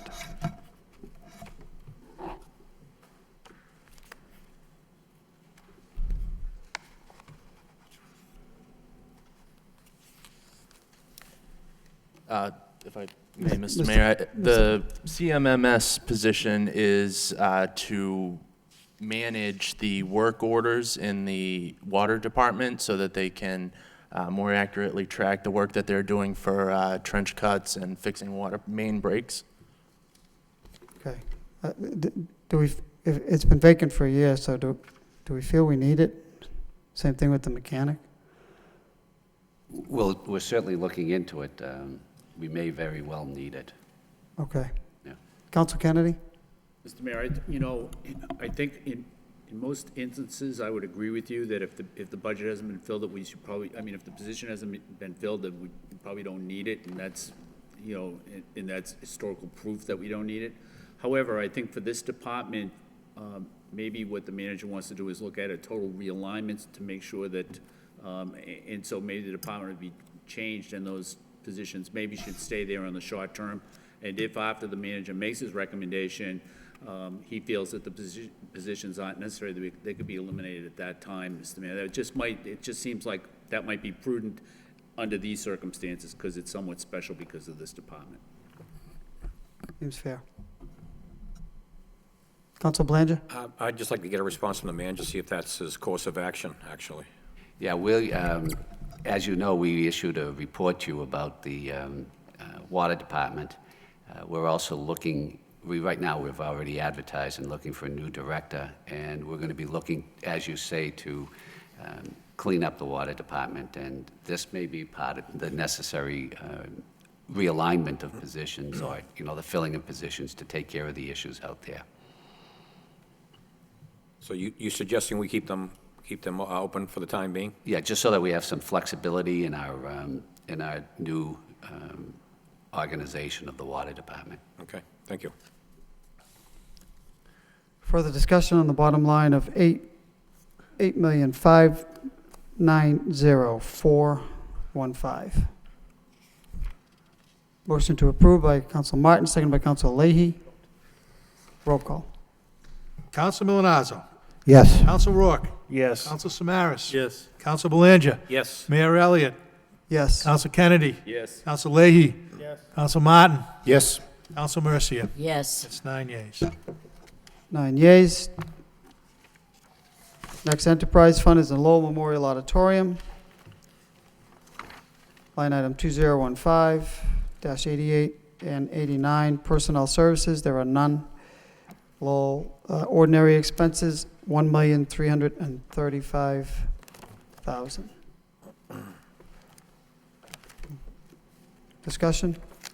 Councilor Belanger? Thank you, Mr. Mayor. Through you to the manager. So, Mr. Manager, you're projecting a deficit of about $200,000 in FY15, and you expect that to decrease with the current contract that's in place, and how are they handling maintenance? A ticket, so much, a few dollars towards ticket prices going towards maintenance, the way the contract's set up for capital improvements? Yes. In that building? Correct. Okay, I think it's something to keep an eye on with the condition of that building. And, I don't want this to end up like another Songus Arena where the deficit was encroaching $1 million, I believe, at the time. But so, something we certainly need to keep an eye on. Thank you very much. Further discussion on this line item? Motion to approve by Council Mercia, seconded by Council Milonazo. On the bottom line of 1335000. Roll call. Counsel Milonazo. Yes. Counsel Rourke. Yes. Counsel Samaras. Yes. Counsel Belanger. Yes. Mayor Elliott. Yes. Counsel Kennedy. Yes. Counsel Leahy. Yes. Counsel Martin. Yes. Counsel Mercia. Yes. 9 yeas. 9 yeas.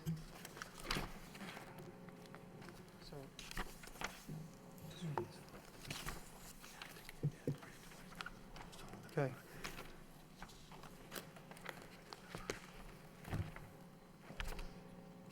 Just writing the final number in for the vote, needs to be read twice, and then proceed.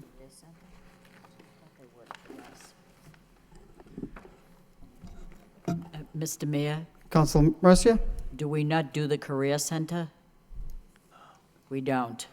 I thought they were on city payroll. I thought it was, no, they're not? They are, Mr. Manager? it's there for informational purposes, but they're all grants that, Oh, I see. Okay, that's fine. Thank you. Mr. Yeah, Mayor? it's not part of the general fund or any of our enterprise funds, so. Mr. Mayor? Councilor Kennedy? This is the final vote. This is the final vote. Before we take the final vote, I would just like to commend the manager on his first budget. I think it was a good budget. I understand that we're facing a tax increase. I think he did a good job. I also think that this exercise, although it took a few hours, is always worthwhile and expected by the taxpayers of the city. I would like to go back just for a second to the revenue side of the budget that we spoke about earlier in the evening. And I would just, I don't want to make a motion or anything, but I would just recommend that the city manager and the administration take a close look at the motor vehicle excise tax and the other revenues. I mean, if there is $1 million of extra revenue there, we're looking at an increase in the tax levy of, $5.5 million. If that can be reduced by somewhat, then that's worthwhile. And so we should just try to be, sure of those revenue numbers before we go forward in November. That's all. But otherwise, I think you did a good job, especially under the circumstances. Thank you.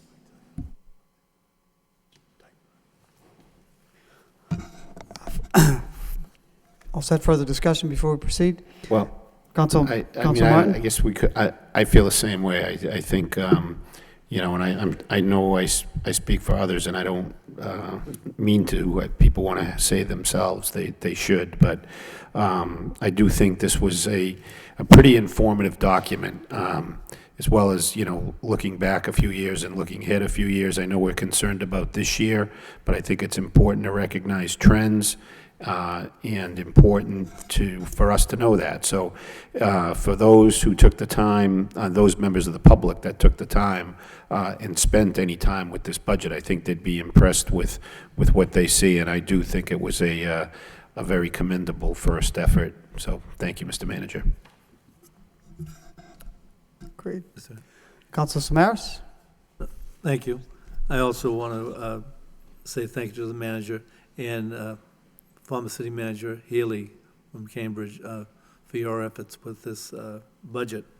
This is my first budget here, but the one thing that I was pleased with was the manager coming out talking about safety, economic development, and education, and to look at the school department getting the funding, the way you're taking care of the funding process. That's going to allow them to be more consistent in their planning. And that's important for the welfare of the children in the city of Lowell. Being a former educator, I mean, this is important to me. But the other issues on safety and how you've looked at the budget and how you've outlined the budget, I think the public will be pleased that the money is well spent. Yes, we are having a tax increase, but I think, you know, we talk about transparency, and that's an overused word. What does transparency mean? I think what we want it to mean is that the public, when they look at it, they can understand it, and it's meaningful to them. And I think that's what this budget's about. Thank you. Thank you, Councilor. Let me also just, I guess this is 2 nights in a row, last night with the school department as well as tonight, and I want to commend you, Mr. Manager, Mr. Healy, Connor, and Rodney, as well for the effort put into this. We knew this was going to be one of the most challenging years, particularly with pension costs that are increasing, dealing with deficits from net school spending last year and this year. So I can tell you on behalf of the school department as well as members of the school committee, I appreciate it, Mr. Manager, knowing that we're also dealing and faced with snow and ice deficit and some pretty big increases in this budget. At the same time, trying to provide level services. You've held the line on new positions, and I think you did a good job in presenting, you know, dealing with all of those issues for this fiscal year, and hopefully next year it'll be better. But a lot of challenges in this budget, and I believe you should be commended for presenting it and in a good manner. Further discussion? The vote. First reading. Commonwealth of Massachusetts, City of Lowell, and City Council is a vote approving the budget for the City of Lowell for fiscal year 2015. Second reading. Commonwealth of Massachusetts, City of Lowell, and City Council is a vote approving the budget for the City of Lowell for fiscal year 2015. Pursuant to Mass General Law 44, Section 32, the city manager submitted a proposed budget for fiscal year 2015 to the City Council on June 3rd, 2014, and the City Council held an advertised public hearing to consider the proposed budget on June 10th, 2014. Upon motion, the City Council accepted the budget as submitted by the city manager after reductions otherwise separately voted, if any. Be it voted by the City Council of the City of Lowell that the City Council of the City of Lowell hereby adopts and approves the budget for fiscal year 2015 for the City of Lowell and the codifications of all positions, including all line items and salary grid therein, as if separately voted thereon, in the sum of $333,987,477, which sum shall be appropriated and raised by taxation and other sources, included but not limited to revenue sharing. Move to approve by Councilor Belanger, seconded by Councilor Kennedy. Roll call. Counsel Milonazo. Yes. Counsel Rourke. Yes. Counsel Samaras. Yes. Counsel Belanger. Yes. Mayor Elliott. Yes. Counsel Kennedy. Yes. Counsel Leahy. Yes. Counsel Martin. Yes. Counsel Mercia. Yes. 9 yeas. 9 yeas, motion passes, budget is adopted. Move to adjourn by Councilor Mercia, seconded by Councilor Milonazo. All those in favor signify by saying aye, and the opposed, meeting is adjourned.